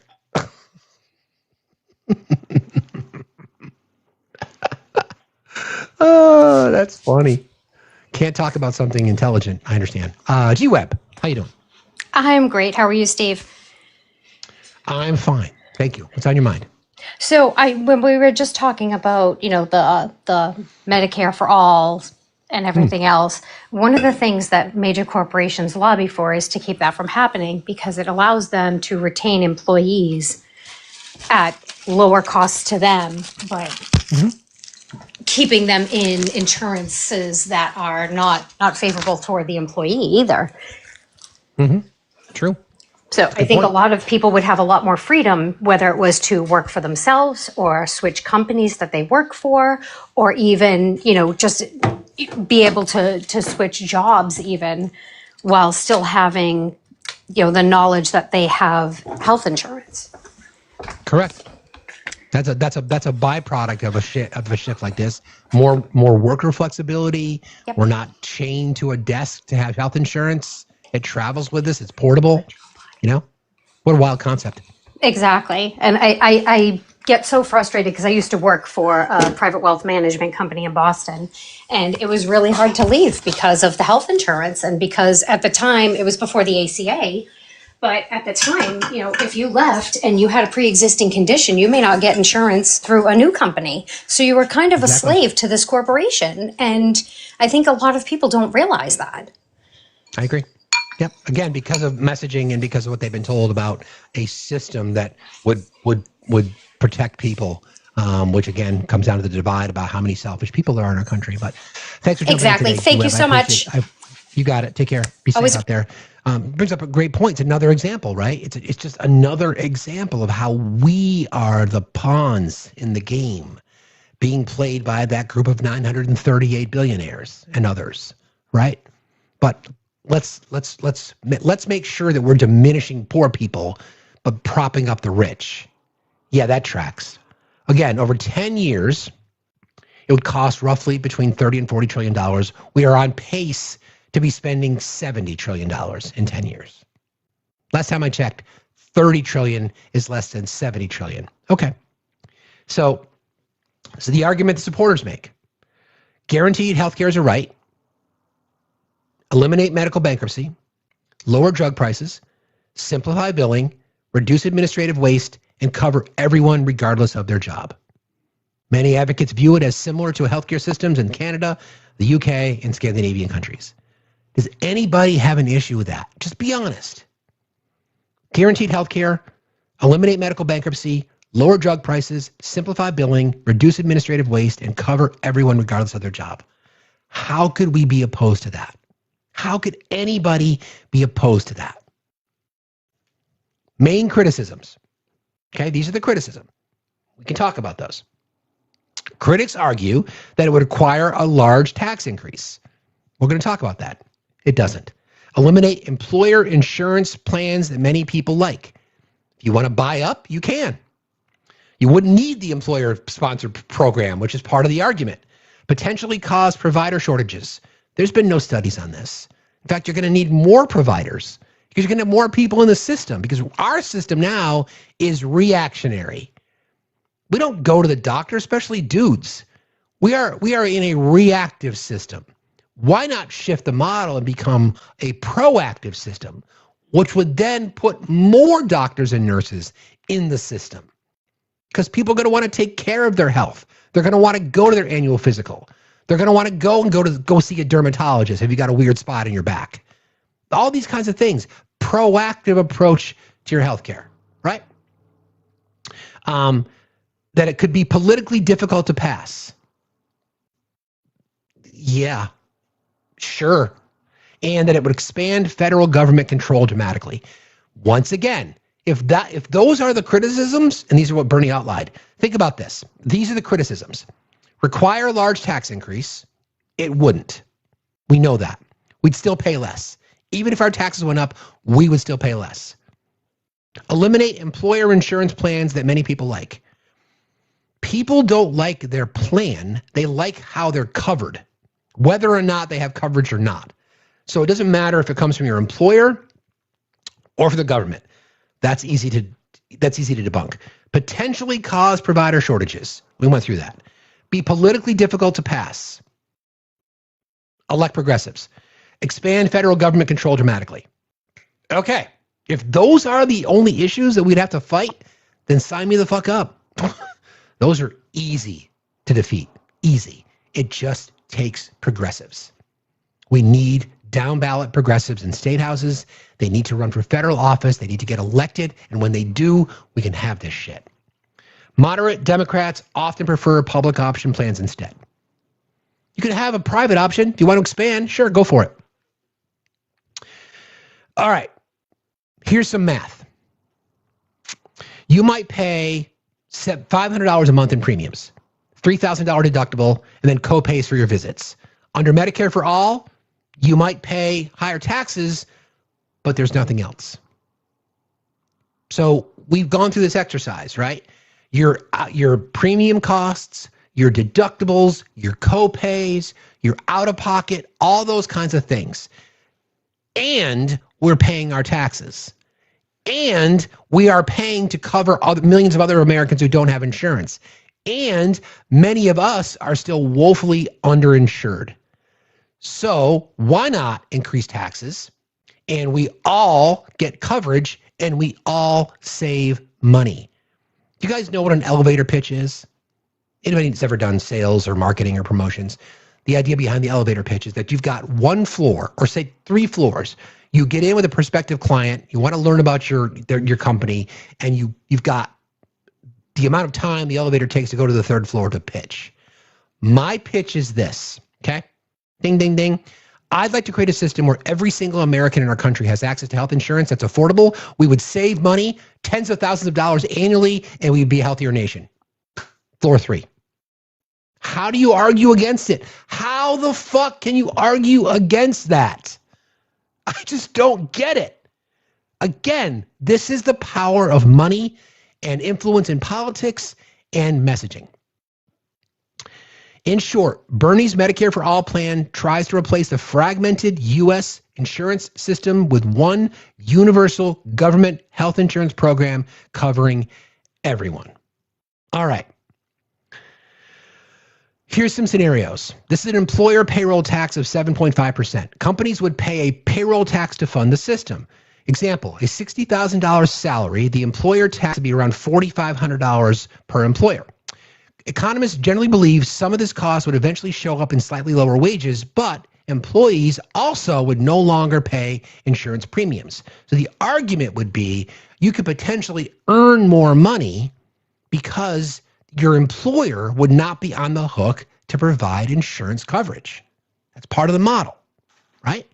Again, it's doable. It's just a shift in how we think about it. Got some more for you in a second. Good morning, Ren. How are you today? Hi, I'm good. Okay, I just have an unrelated question. Can you answer an unrelated question for me to what you're talking about right now? Okay, so you're a trusted source, and I just heard this in another live that I just happened to pop into. Someone was saying that the oil production in the Middle East is going to halt within the next week or so. Have you heard anything about that? So like, we just won't be able to get it. Like I came in at the end of the live and they just kind of like cut it off and left. And I was like, what are they actually talking about right now? Well, I would say that you're going to see, because of the blockade at the Strait of Hormuz, which is in the Persian Gulf, that area, it's like 33 kilometers wide. It's a choke point for a lot of Middle Eastern oil exportation. I don't think you're going to see them stop production because they still depend on it themselves. They still use it as a means of a revenue means. I would not say it's going to stop. I think there's going to be more controversy connected to the Strait of Hormuz, and I would expect the price per barrel of oil to continue to go up. A great resource would be Mr. Global on that, Ren, if you don't know who Mr. Global is. Okay, perfect. Okay, thank you. You're welcome. Appreciate you being here. You appreciate you too. Like that's just my opinion. I mean, I don't see how they could stop production entirely.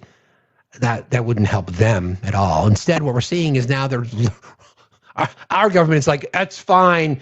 Vladimir Putin's a war criminal. We've crippled his economy by these sanctions. But you know what? Let's just ease up on the sanctions. Because, yeah, that tracks. No problem. No problem at all. That totally tracks. 1956, Peter, how are you today? Hey, I'm good. Thanks. What's on your mind? Gosh, it was about healthcare, not about oil. I lived in Europe for 16 years, and I'm married to a UK citizen whose family has enjoyed national health care.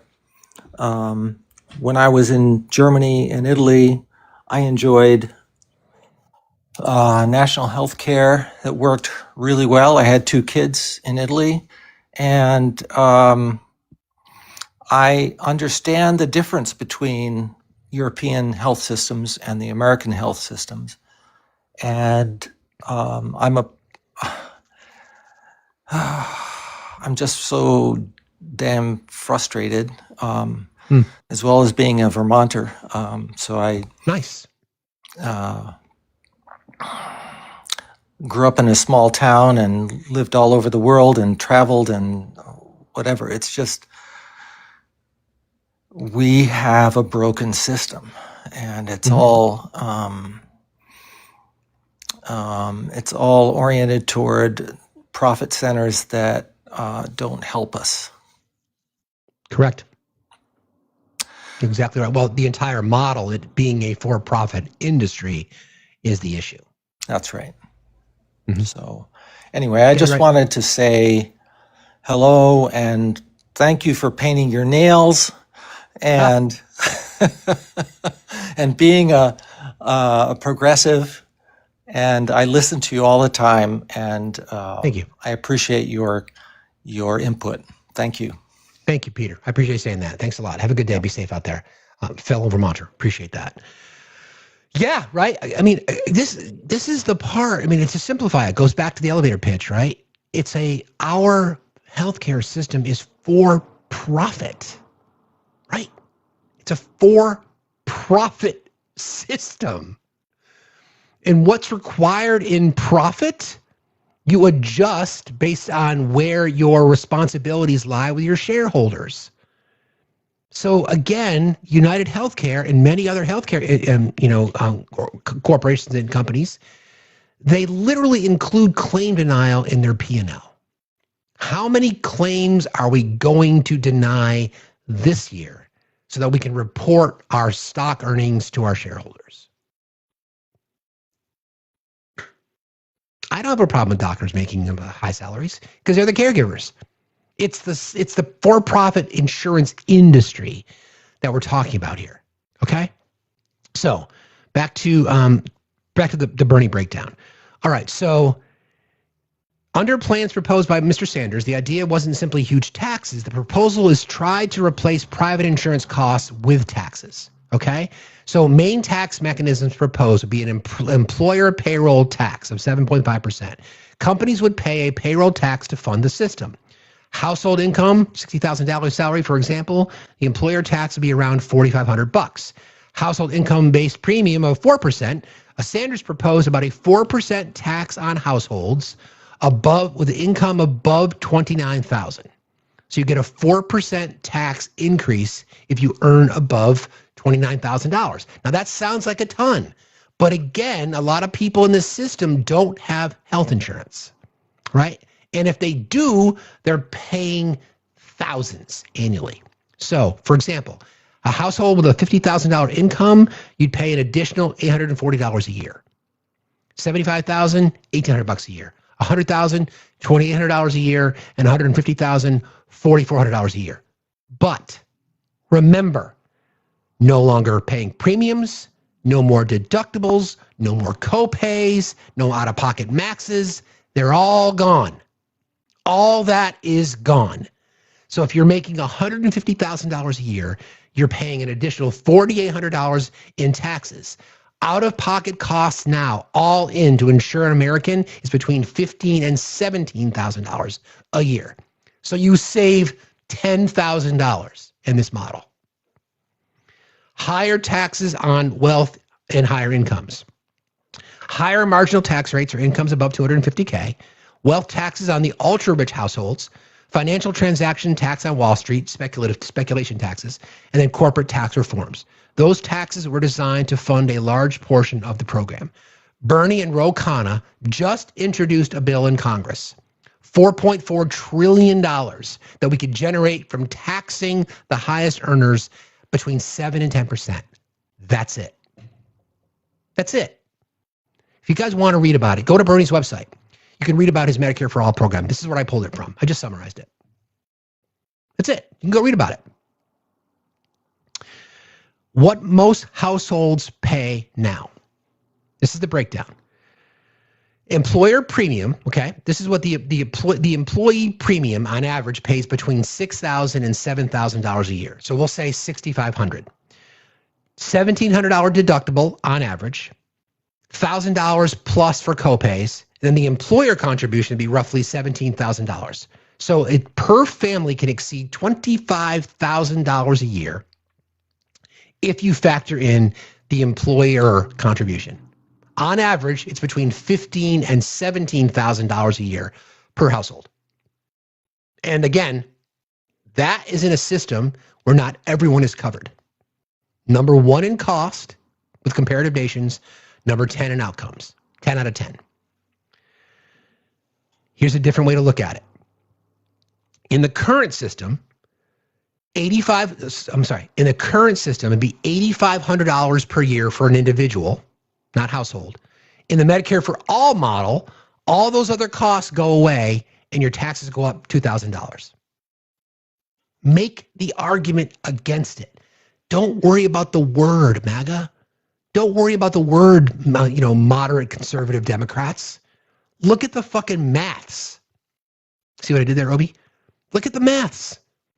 Why do we continue to feed the fucking machine?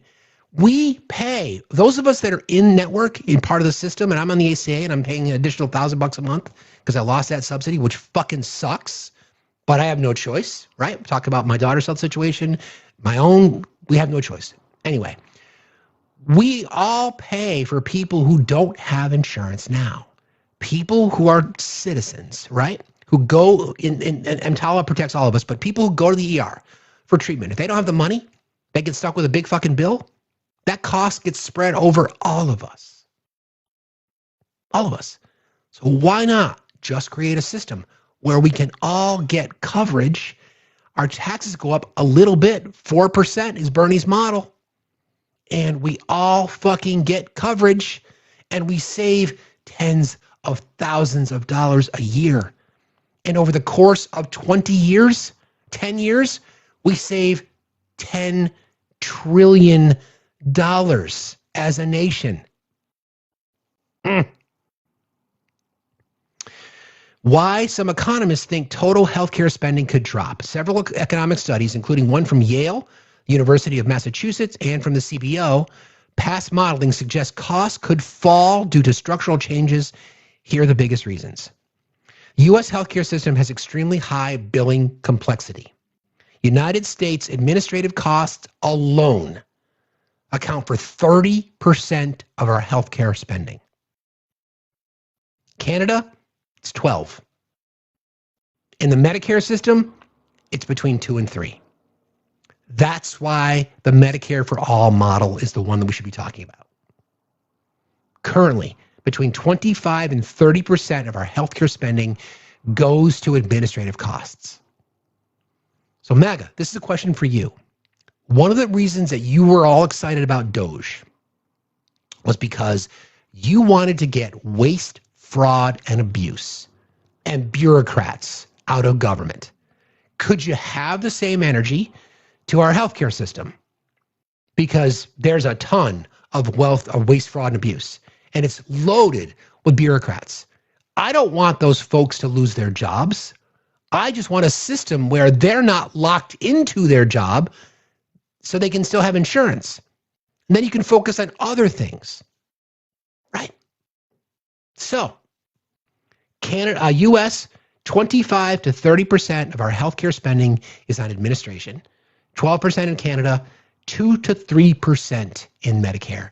That's the model. A single payer system removes that bureaucracy, and we could save between $400 and $600 billion per year. Again, the economic argument. Insulin in the US, on average, costs between $200 and $300. $10 and between $10 and $30 in most other countries. Humira, $7,000 a month in the US, $1,500 in other countries. Single national buyer would negotiate prices similar to other countries. We would save $200 billion a year. So we're now up to $800 billion in savings. Preventative care. Supporters argue that when people have guaranteed access, illnesses are treated earlier, right? Like we talked about, a proactive approach to your health. You get out ahead of something. You know, like, I didn't really feel so good, or my stomach's been on for a few days, or, you know, I've had loose stool, or whatever that might be. And you just ignore it, especially men. Maybe if you knew that you could go to the physician and not have to worry about getting stuck with a fucking ridiculous bill, you'd go. Fewer emergency room visits, fewer catastrophic conditions. You also know that we lose productivity in corporate America in particular because people get sick. Or they extend it. They wait, then they're out for a long time. Then they have to worry about whether or not FMLA is going to kick in. Are they going to get coverage? Do they have short-term disability? All this fucking shit. Yeah, untreated diabetes and hypertension can lead to heart disease. I've got this thing with my heart, this SVT shit that shows up every once in a fucking while. Sometimes it requires me to go to the doctor. Sometimes it doesn't. But I don't want to have to think about it. If I feel like I need to go, I want to be able to fucking go and be able to afford it and not worry about going fucking bankrupt. Hospital pricing controls. For example, an MRI scan, wide variety of price ranges. On average, they say it's around $3,000. Childbirth, somebody can correct me on this, but what I found was it can go as high as $30,000 just for the birth itself. Never mind all the accessories that go along with it. A national system would standardize prices, so the range is not so far. So the range on MRIs goes from $400 to $4,000. The range on childbirth goes from $8,000 to $30,000. Why some economists disagree. Not all economists agree it would save money. Critics argue that more people using healthcare increases demand. It doesn't. The more people that are in the system means more people are being proactive about their health. The reason our costs are so high now is because we have so many people that are uninsured. Another argument against would be lower reimbursement rates might strain hospitals. Okay, maybe. It says might. Transition from private insurance could disrupt jobs. Again, maybe. Short-term pain, long-term gain, right? And then tax increases are politically difficult. Well, again, if those are the only arguments, again, those are easy to fucking debunk. You're right, Doc. Those are easy to debunk. Those are the weakest arguments. More people using healthcare increases demand. It's not like we're fighting over a TV at Walmart. You're not going to just go to the doctor if you're going to go to the doctor if you ever need to go to the doctor. It's a fucking stupid argument. My God. Big picture. The U.S. currently spends roughly 19% of our entire GDP on healthcare. Highest in the world, and it's not even close. Countries with universal systems spend roughly 9% of their GDP. Medicare for All supporters believe the U.S. could move closer to those levels. The U.S. healthcare system is by far the most expensive in the world for the outcomes it produces. The question then becomes, do we have the appetite to make it happen?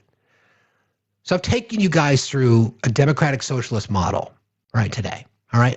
Again, this is backed up by examples. I asked a hypothetical question, but I read through it. My knowledge of democratic socialism, what those policies, and it tracks.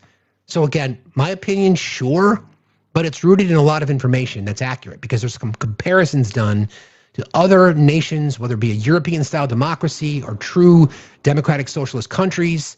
It tracks. Bernie's, you can go to berniesanders.com and you can read about his Medicare for All policy. I just summarized it for you. But seriously, again, we spend 19% of our GDP on healthcare. 19%. We're spending trillions of dollars annually, and we don't have everyone covered. What's the number? 120 million people, roughly speaking, that I think that are underinsured, and 25 million have no coverage at all, or something like that. Unknown user, how do you control costs? Why don't you request the box so we can talk about it? Are you missing something, bro? We don't control costs now because it's a for-profit system. Do you understand? In capitalism. Gen X, how are you today? Hi, Steve. I watch you every day. You're awesome. I have a good story, like, from what you're talking about. My aunt and uncle, my uncle in California is he was a tile layer. So he was considered self-contractor, whatever. And so he never had insurance. They had 4 kids. My aunt was stay-at-home. They had 4 kids, never had insurance.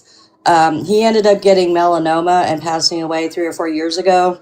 No insurance, so he waited till the last second to go in, which was basically an unalive sentence for him.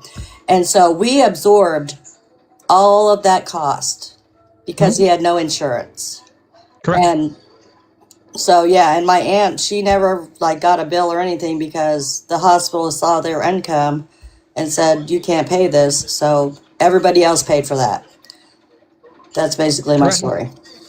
You're right. It's so true. And that applies to, you're not alone. We're all in the same boat. We all paid for that. Thanks for jumping in today and sharing your story with us. I appreciate you very much. Thanks for being here. You got it. Similarly, somebody talked about, again, we haven't even talked about this, but this is an element for me, vision, dental, mental health care. All these things become included. What is the argument? And again, unknown user, you ask the question, how do you regulate costs? Bro, you're not getting it. You're not understanding. You're close. You're close. And I'd like to talk to you about it. If you could request again, I can bring it back up and we can talk about it. Because we are in a system right now where those costs are not regulated because it's a for-profit model. Do you understand? It's a for-profit system that we are in. Corporations are getting tax breaks under the Trump economic policy. Those same corporations are ripping us off, price gouging the shit out of us, denying our fucking claims. Do you understand? You're so close. What I'm talking about is a regulated system so that everybody is covered.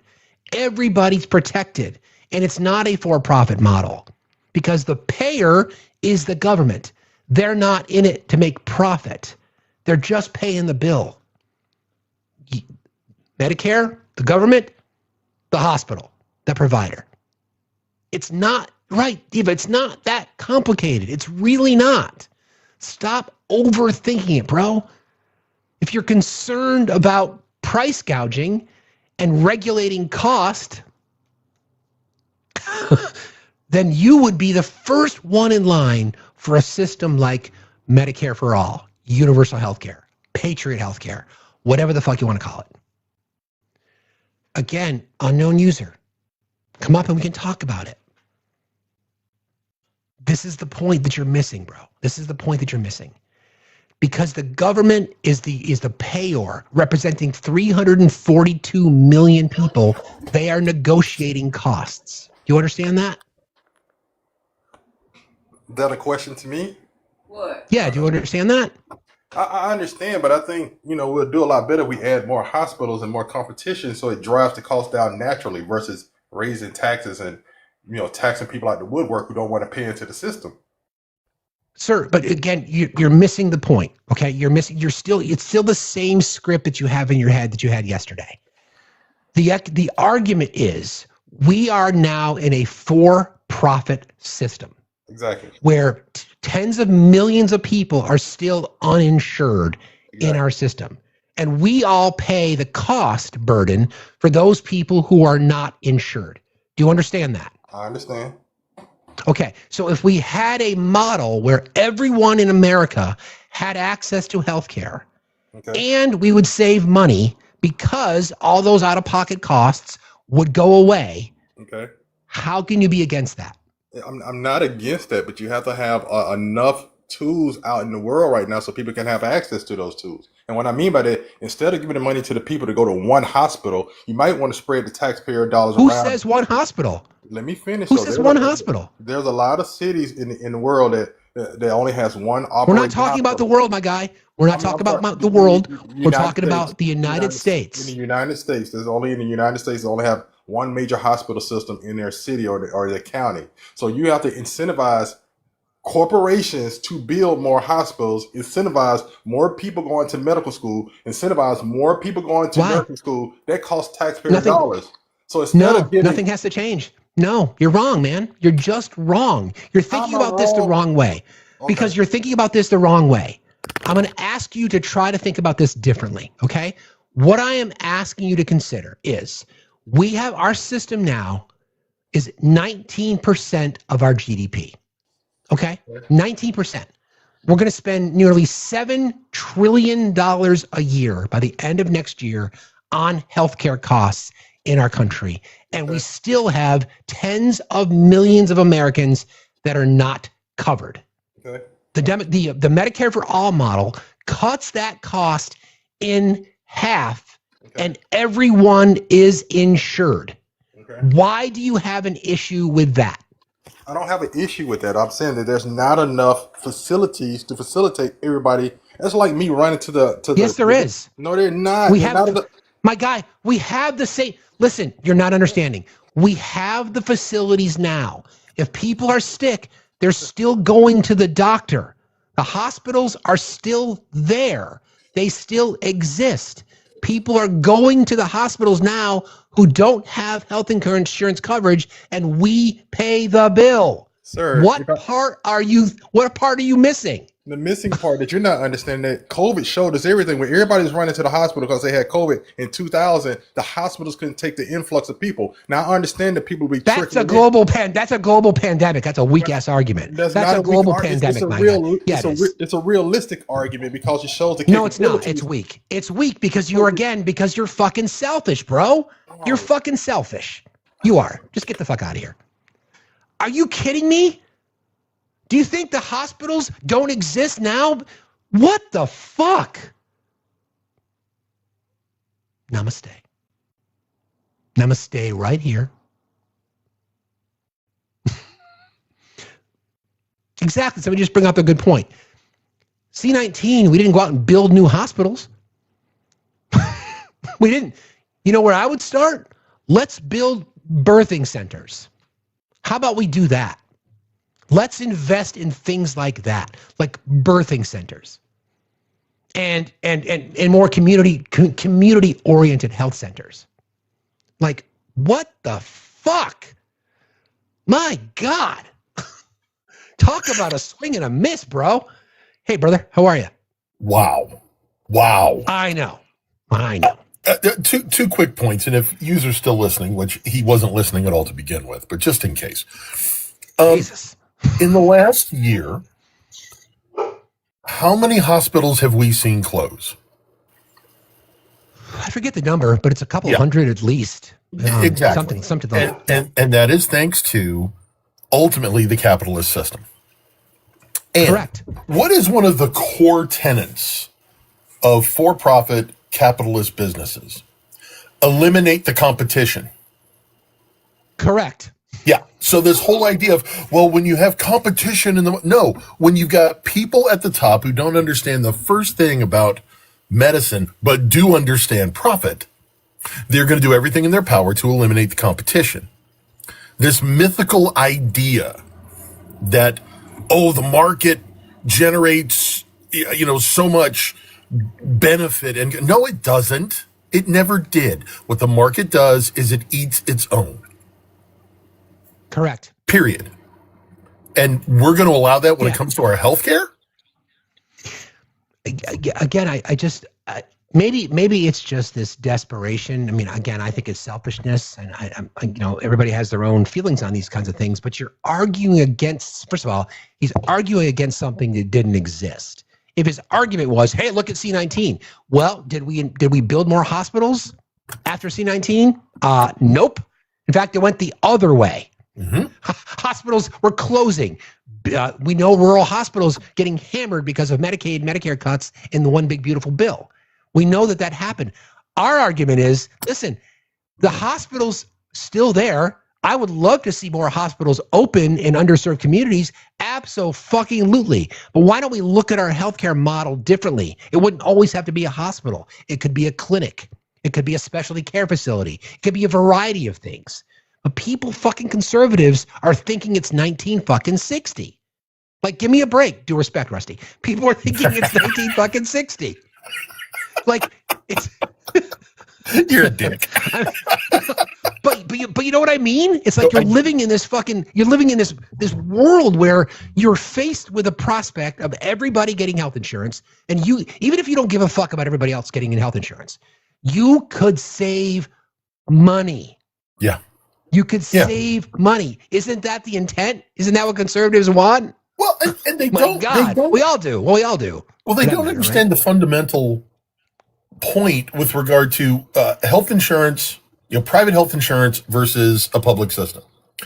Correct. They don't want the public system because in their mind, I don't want to pay for people who aren't paying into the system. Well, first of all, you already are. Exactly. And secondly, you're already doing that in the private system. Exactly. You're paying for people who aren't taking care of themselves. You're paying for people who aren't following their doctor's advice and jacking the cost up, blah, blah, blah. You're paying for that already. But the difference is there's a guy at the top sucking all the money out. Correct. If you get rid of that guy at the top. Yeah. What is a corporation's let me see if I ask this question the right way. What is one of a corporation's top priorities? The answer is making a profit for their shareholders. Exactly. Yeah. So if you have exactly, I mean, I know you'd know that. So a system that is getting benefited from tax breaks, those systems, big pharma, the hospital networks, insurance companies, the big fucking lobby, their primary responsibility is to show profit to their fucking shareholders. And this fucking guy is worried about more people having to go to the fucking doctor? Give me a fucking break.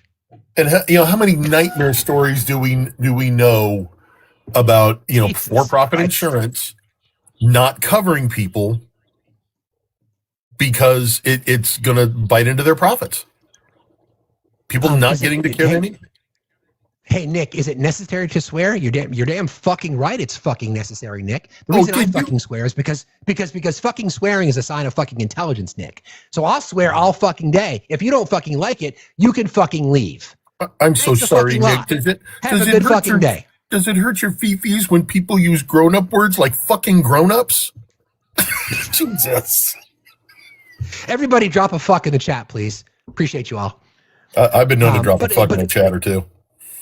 Hey now, but again, this is the entire argument. What we just witnessed was part of the entire argument. You're literally presented with information that would change your life for the better.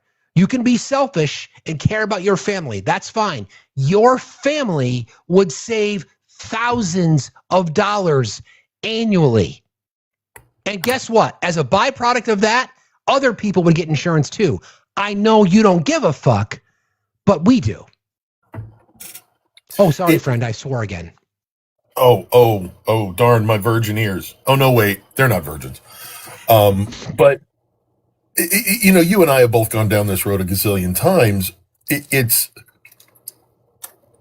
the epitome of just selfishness and greed that we are living in now. Half the time when I talk to these window lickers, it's all... me. What about me? Exactly. Me and my family. I voted for me and my family. And you and I both said, I didn't. I voted for your family as well as mine. I voted for children I will never meet because they haven't been born yet. Correct. And they won't be born until I'm gone. Correct. And that's the difference. They think about their own selfish needs in the moment, who gives a shit about the rest of the world, and claim to be patriots at the same time. Cookie just posted in our mod chat, said the government answers to the people, corporations answer to shareholders. Yes. Well said, friend. Yes. That's exactly it. Yep. That's exactly it. And the shareholders don't give a shit if somebody, goes in or out of the hospital healthy. What's the profit margin? Exactly. Yep. Exactly. That's exactly right. And those shareholders, most of them are part of the 10%, 5%, 1%. They're fine. They don't have to worry about their medical bills. They're good. Yep. And yes, Aunt B, I'm old. Tracks. Or as you said, old. Yes, I'm old. Jesus. Thanks for jumping in today, bro. I appreciate you as always. Talk to you later. Talk to you later. Again, it's the summary I started with the show with today. It's about how people are just fucking selfish. Jesus Christ. You're arguing against something that you don't have an argument against. You just don't. You don't have an argument against it. So instead, you just sit there and try to poke a hole in something unnecessarily. It's just fucking wild. I don't get it. But actually, I do get it. It's sad. Succubus, how are you today? Hey, Steve. How's it going? It's going. What's on your mind? It is. It's better than yesterday, though. Oh, that was a rough day. Yeah, that was a rough one. I agree. I was like, maybe we can do What the Fuck Wednesdays. You know what? That's not a bad idea. I'm going to write that down. Because that's what it felt like. It was like everybody that came up, you had popcorn and then you had another. I was like, what the fuck? And even in the chat, it was like WTFs everywhere. I was like, what the fuck Wednesday? Here we go. Oh, wait. You probably shouldn't swear. You probably shouldn't swear. We don't want to offend anybody. Well, fuck. How am I going to communicate with anyone on this construction site? I fucking know. How the fuck are we going to be able to talk to people? I know, right? I wave with one finger. Anyway, we digress. What's on your mind? So I was thinking about what everyone's been saying about all of the healthcare stuff and also some of the women's stuff that I know because I'm a woman. And how awesome it would be, because I'm thinking like a trickle down, like actual working trickle down. So if we have universal healthcare and we naturally have better food regulations because we now have universal healthcare to ensure everybody's healthier so that there's less hospital issues for people, and we have better mental health care. So that means people would be able to work more productively in their lives, not only at work, but also at play. So you have better life quality overall. And you were talking about opening up clinics and things rather than just large hospitals, which I think is a great idea. More specialized clinics, especially in the women's sector, because, well, we all know that we've been left behind medically for birthing centers, OBGYN facilities. Absolutely. I was in a live with some women the other day, and we were talking about even having having menstrual spa centers. Since recently they've discovered the stem cells in menstruation that can be used scientifically to help with diseases. Brilliant. Wow, that'd be great. Yeah. So totally then brilliant. Absolutely. Give me 3 days off in a month to go to the quote unquote spa. Sure. Paid, because I want to get paid for my, I don't know if labor is the right word there. But yeah, I'm with you. Yeah, it's one sure way that you wouldn't have to worry about men hanging around. I can tell you that, because most are not going to go anywhere. Most are not going to go anywhere near that topic. I can tell you that. True. Yeah, but just how much better, like society, like the trickle down that would be, and allow everybody to have more investment into healthcare also, because you would also, through universal healthcare, I'm sure that would snowball into universal college education, which would allow people that may not have the finance abilities to become doctors. However, they have the heart to become doctors. And this has always been my argument, is I would rather have somebody that has the heart and want to care for people rather than, well, my dad did it, my grandfather did it, my uncle did it. It's just in the family, so I guess I'm going to go do it. No, I don't want that person working on me. I want somebody who cares. Correct. And I just think it's just a trickle down of awesome. If we can make this happen, everyone's going to be benefit. It's interesting, and I want to give Ash some credit because I was on one of her lives and I heard talking about this idea of trickle-up economics. And so I wrote something about that, about how it's women and children centered. And if you can take care of that core, then everything above it gets better. It's like the root of the tree, so to speak. You make sure you're watering the root, and then the flowers bloom and the leaves bloom and the tree grows. So we should change the argument from less about trickle down to trickle up and what that would look like, so that the most vulnerable amongst us are the ones that are prioritized first, which again relates to a matriarchy. And I would only say, rather than a tree, it has to be like a beautiful bush, because, trees have tops and roots where a bush is more secular. Good call. Yeah. Yes, support the bush. Support the bush. Yes. Support the bush. Support the bush. I didn't even realize what I said. Oh my God, you're so good. Thank you. Thank you for jumping. Thank you for jumping in today. I appreciate you. Have a good day. Bye. You guys have a good day. All right. Yeah. I mean, again, it's just, listen. I'm an idealist. I sure am. No doubt about it. But I'm also pragmatic enough to know that this is possible. It just takes a little bit of courage. It just takes people in our country to show up. It takes people to understand that we don't have to accept this shit any fucking more. Right? We don't. We can stand for things that matter to us. We can understand that there's people, even after getting dog walk and embarrassed, Unknown was still saying, not my tax dollars. I want to give my taxpayer dollars to the millionaire corporations who are ripping us off. I want to give taxpayer dollars to the military who spent $93 billion on fucking lobster tails. And you know what there, friend? I want your kids to have a brighter future. And your response is going to be, I take care of my kids. Sure, I get that. But we live in a society, and I want everybody to benefit. And I believe a democratic socialism system would save our country because it prioritizes the things that we should all prioritize. And go read Bernie's Medicare for All model. It's on his website. I summarize it for you today. It's doable. Just take some guts. Thank you all. Good show today. Thank you for letting me speak at you. I appreciate that. Free Speech Friday tomorrow, and then Facts After Dark tomorrow night is going to be a topic about, I forget what I wrote, but it's going to be women centered, about maybe like what do women want men to know, something along those lines. But that'll be tomorrow night at 7 o'clock. So again, tomorrow morning 8 o'clock for Free Speech Friday. Tomorrow night Facts After Dark. I love you guys. Who's live that we can raid right now, friends? I know RTP is now an hour behind us, so he starts at 11:30 or 12:30 Central. I don't remember. Is Olive and Monica live? I think Olive, Santana. Yeah, everybody go raid Santana. We love Santana. Tell him we said hello. Mods, you guys are the best. We love you. Chat, smartest on TikTok. Again, friends, there's always actually pause. Let's go raid Smitty. Everybody, please go raid SoCal Smitty. It's SoCal Smitty. I love that dude. He's doing the work as well. Everybody, go raid SoCal Smitty. Tell him we said hello.